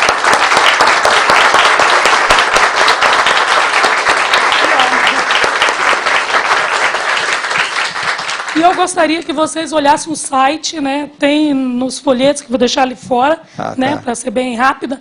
E daí vocês dão uma olhada, lá tem o material mais declarado, tem também todas as nossas propostas, né? E vocês pudessem dar uma olhadinha, né? Que a gente fique feliz. Nós te agradecemos. Muito obrigado, né? E desculpe Tudo aí, bem. né? A casa interferência, é sua. né? A casa é sua. Muito obrigado. Tá bom? Tá.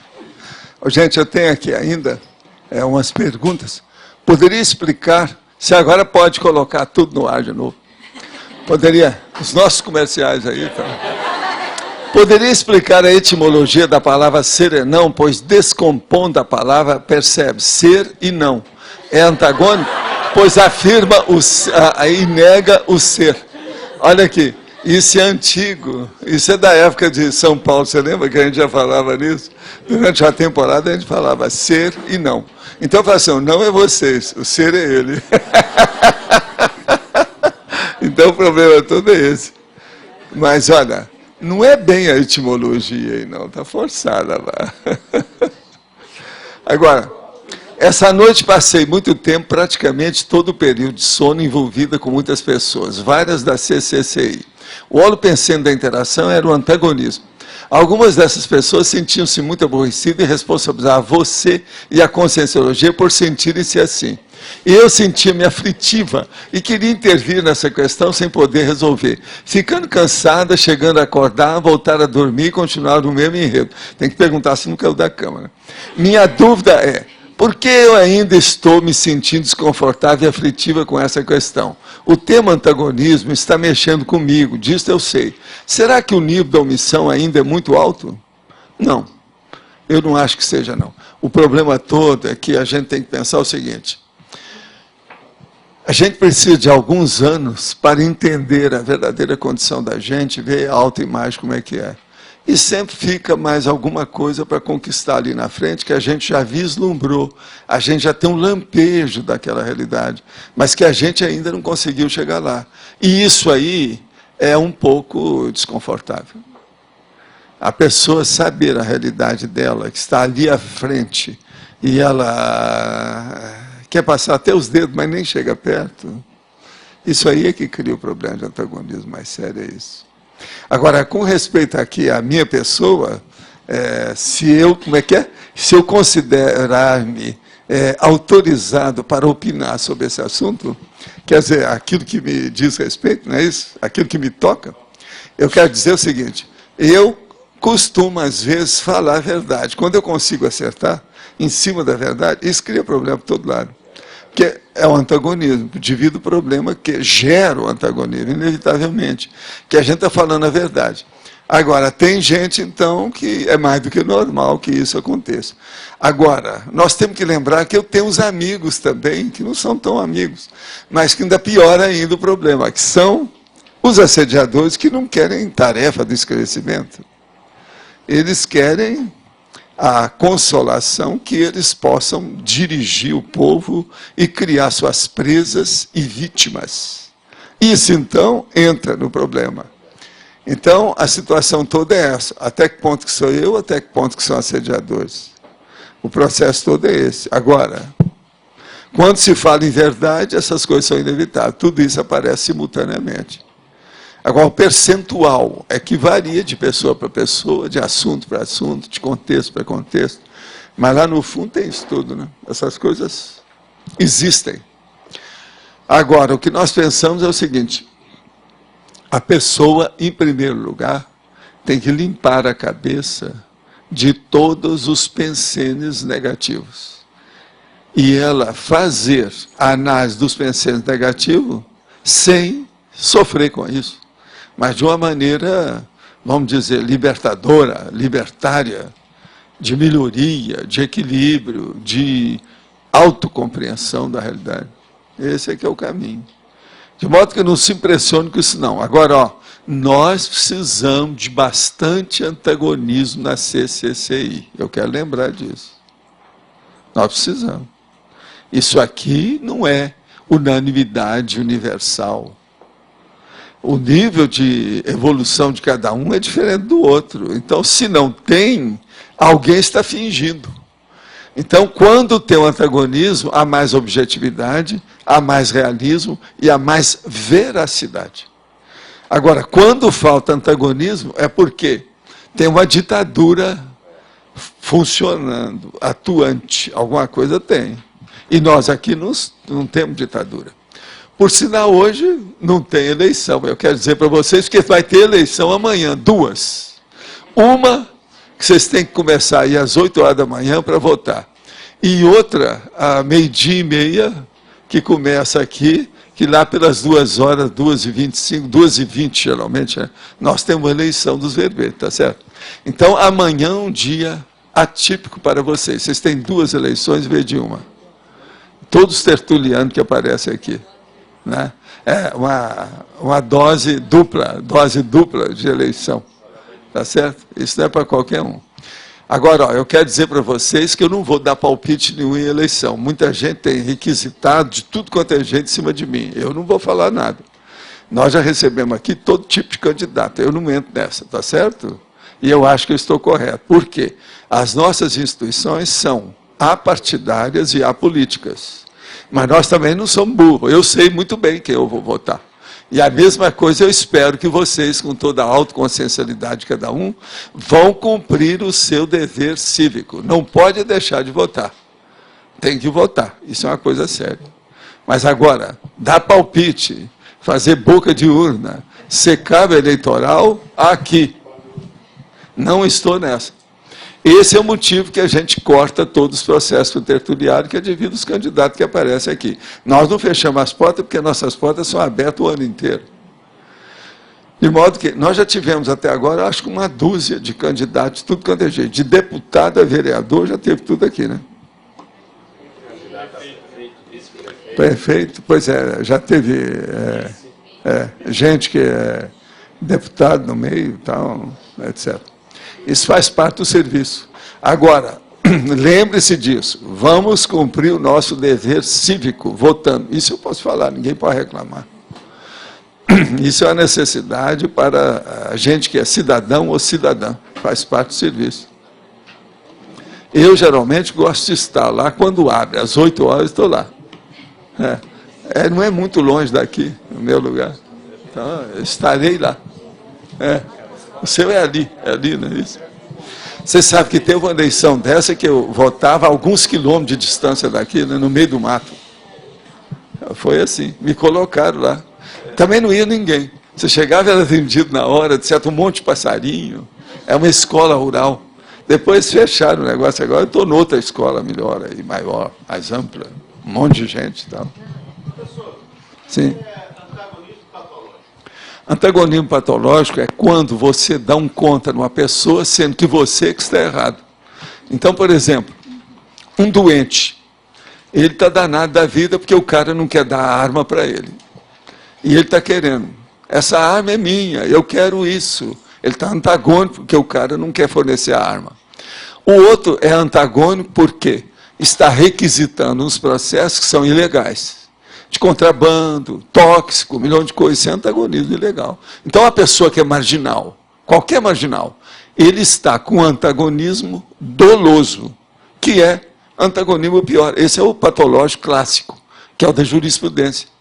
Entende? O marginal, por exemplo, o mafioso, ele é antagônico à sociedade. Ele é patológico. Então, de modo geral, a situação é essa. Agora, ó, o que tem mais na Terra é antagonismo patológico, tá? É o que tem mais, é o que predomina ainda. Por quê? Nós aqui somos mais um hospital e não uma escola. O dia que aumentar a escola, vai diminuir o antagonismo patológico. E vai aumentar o positivo. É a paraprofilaxia, que é o que nós estamos precisando de caminhar para isso. Né? Tá.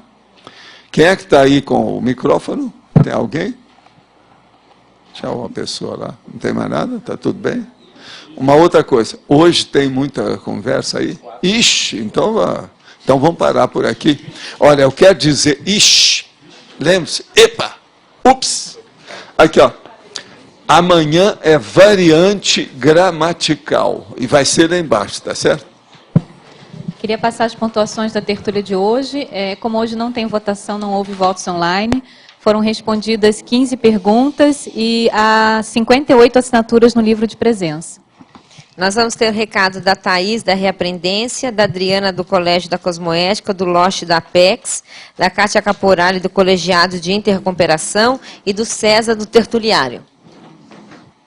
Bom, gente, gostaria de convidar todos os voluntários da comunidade, que nós teremos uma aula aberta sábado que vem, dia 11 de outubro, sobre convivialidade sadia, com a professora Carla Uma. Tá? Então, o evento é lá no Discernimento, na Reaprendência, às 15 horas. Obrigada.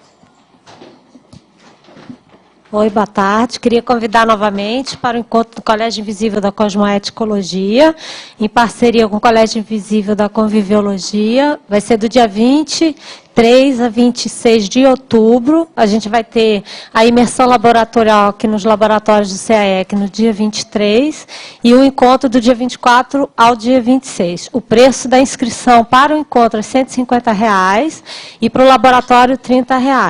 Quem quiser mais informações pode mandar e-mail para messi@cybermais.net ou cosmoeticologia@colegiologia.org. Ou, se tiver aqui, falar com a Mércia diretamente. Tá? Obrigada. Bom, pessoal, gostaria de divulgar a palestra online que vai ocorrer daqui a pouco, às 15h30, através do site da Apex, que é www.apexinternacional.org. E o tema de hoje é Inteligência Evolutiva e Escolhas Lúcidas, com a professora Simone Gross, diretamente de Porto Alegre. Então, a pessoa acessando tem um software para que ela possa baixar, na hora instalar e participar diretamente lá, com bastante interatividade, na palestra online. E o outro recado é que nos dias 18 e 19, nós vamos ter um curso, Identificação das Diretrizes da PROEX, cujo objetivo é definir a linha, a especialidade, hoje foi comentado aqui pelo professor Valdo, da pessoa, de acordo aí com os seus interesses, a diretriz básica da sua PROEX. Então, dia 18 e 19, aqui no Discernimento, em Foz do Iguaçu. Pessoal, gostaria de convidar a todos para o Colegiado de Intercooperação. Para quem ainda não conhece, o colegiado é uma reunião que envolve todos os segmentos da CCCI. Então, todos os voluntários das ICs, os funcionários das ECs, de condomínios, de colégios invisíveis. Tá? Na semana que vem, a gente vai ter um conteúdo um pouco diferente. A gente vai dar início ao programa para a formação de protagonistas da CCCI. Nas outras reuniões do colegiado, a gente percebeu que havia uma diferença muito grande do entendimento do que é a liderança na CCCI e muitos trafores desperdiçados. Então, a nossa ideia é fazer esse desenvolvimento dos líderes da CCCI. Então, no sábado que vem, a partir das 15 horas, dia 11 de outubro, a gente vai dar início a esse programa. E nesse sábado, a gente vai trabalhar com a dinâmica da Consim Cobaia. Então, quem quiser participar, já pode responder uma das folhas da sessão de liderança do conscienciograma. A gente pede para fazer anteriormente a inscrição aqui no CAEC. Se não puder, pode aparecer lá. E quem quiser participar, então responda uma das folhas de avaliação e a gente vai sortear 3 consciências para serem as consciências cobaias. Tá? Vai ser dirigido pelos professores da Conscius e estão todos convidados. Tá bom? Obrigada. É gratuito, bom? Bem lembrado. Pessoal, boa tarde a todos. Nós gostaríamos de passar algumas informações importantes, uma atualização rápida sobre as obras do Tertuliário. Eu acho que a maioria aqui, se não todos, estão acompanhando que nós estamos na reta final das obras. A previsão, a gente sabe que é difícil, mas ela continua mantida no verbete 1000, que seria no dia 26 de outubro. Até que prova em contrário, todas as pessoas, todas as partes, né, envolvidas ali na obra, o Everton também é testemunha, ninguém disse que não vai conseguir atender o prazo, mas nem por isso também a gente vai fazer algo a tango-lamango, atabalhadamente, só para entregar, de jeito algum. Se for para atrasar um pouco a obra, será atrasado. Só que a gente está observando que existe a possibilidade de inaugurar no verbete 1000, estamos mantendo, até porque se a gente não mantém essa data, essa meta, a gente observa que o negócio fica um pouco frouxo. Basta dizer que a cúpula já era para ter sido entregue para nós há mais de um mês. Correto, professor Everton? E, no entanto, já atrasou aí um mês. Se a gente soltar, é capaz dessa cúpula não ficar nem pronta esse ano ainda. Então, gente, esse é o primeiro dado importante. Nós estamos trabalhando com essa meta de, no final do mês, inaugurar o Tertuliário. Esse é um ponto. Segundo ponto é o seguinte, em relação à parte financeira. A gente gostaria de agradecer demais o apoio. Tem muita gente de fora efetuando doações na conta do Tertuliário, que é a conta que está disponível no site. Nós tivemos recentemente uma doação de R$20 mil de uma senhora de Brasília. Tivemos uma doação aqui de um casal de Foz do Iguaçu de R$10 mil. Tivemos uma doação também de Belo Horizonte, R$5 mil. Ou seja, as doações elas estão vindo. Agora, nessa reta final de uma obra de um porte grande como essa, ou um porte médio, né, o fato é que a gente vê que, claro que sempre tem algumas coisas que a gente não previa. Um exemplo bem claro é que a gente achava, por exemplo, que ia poder utilizar a rede de baixa tensão de eletricidade aqui do CAEC e tivemos a necessidade de criar uma nova rede de baixa. Né? Isso aí a gente fez 3 orçamentos, o primeiro orçamento era R$120 mil, conseguimos baixar isso para pouco mais de 60 mil. O fato é que já está contratado, está sendo encaminhado, mas então aquela previsão que se tinha de que faltava R$137 mil, você agrega R$60 mil. Temos umas notícias, às vezes, não tão agradáveis, mas outras muito boas. A gente, por exemplo, conseguiu fechar ontem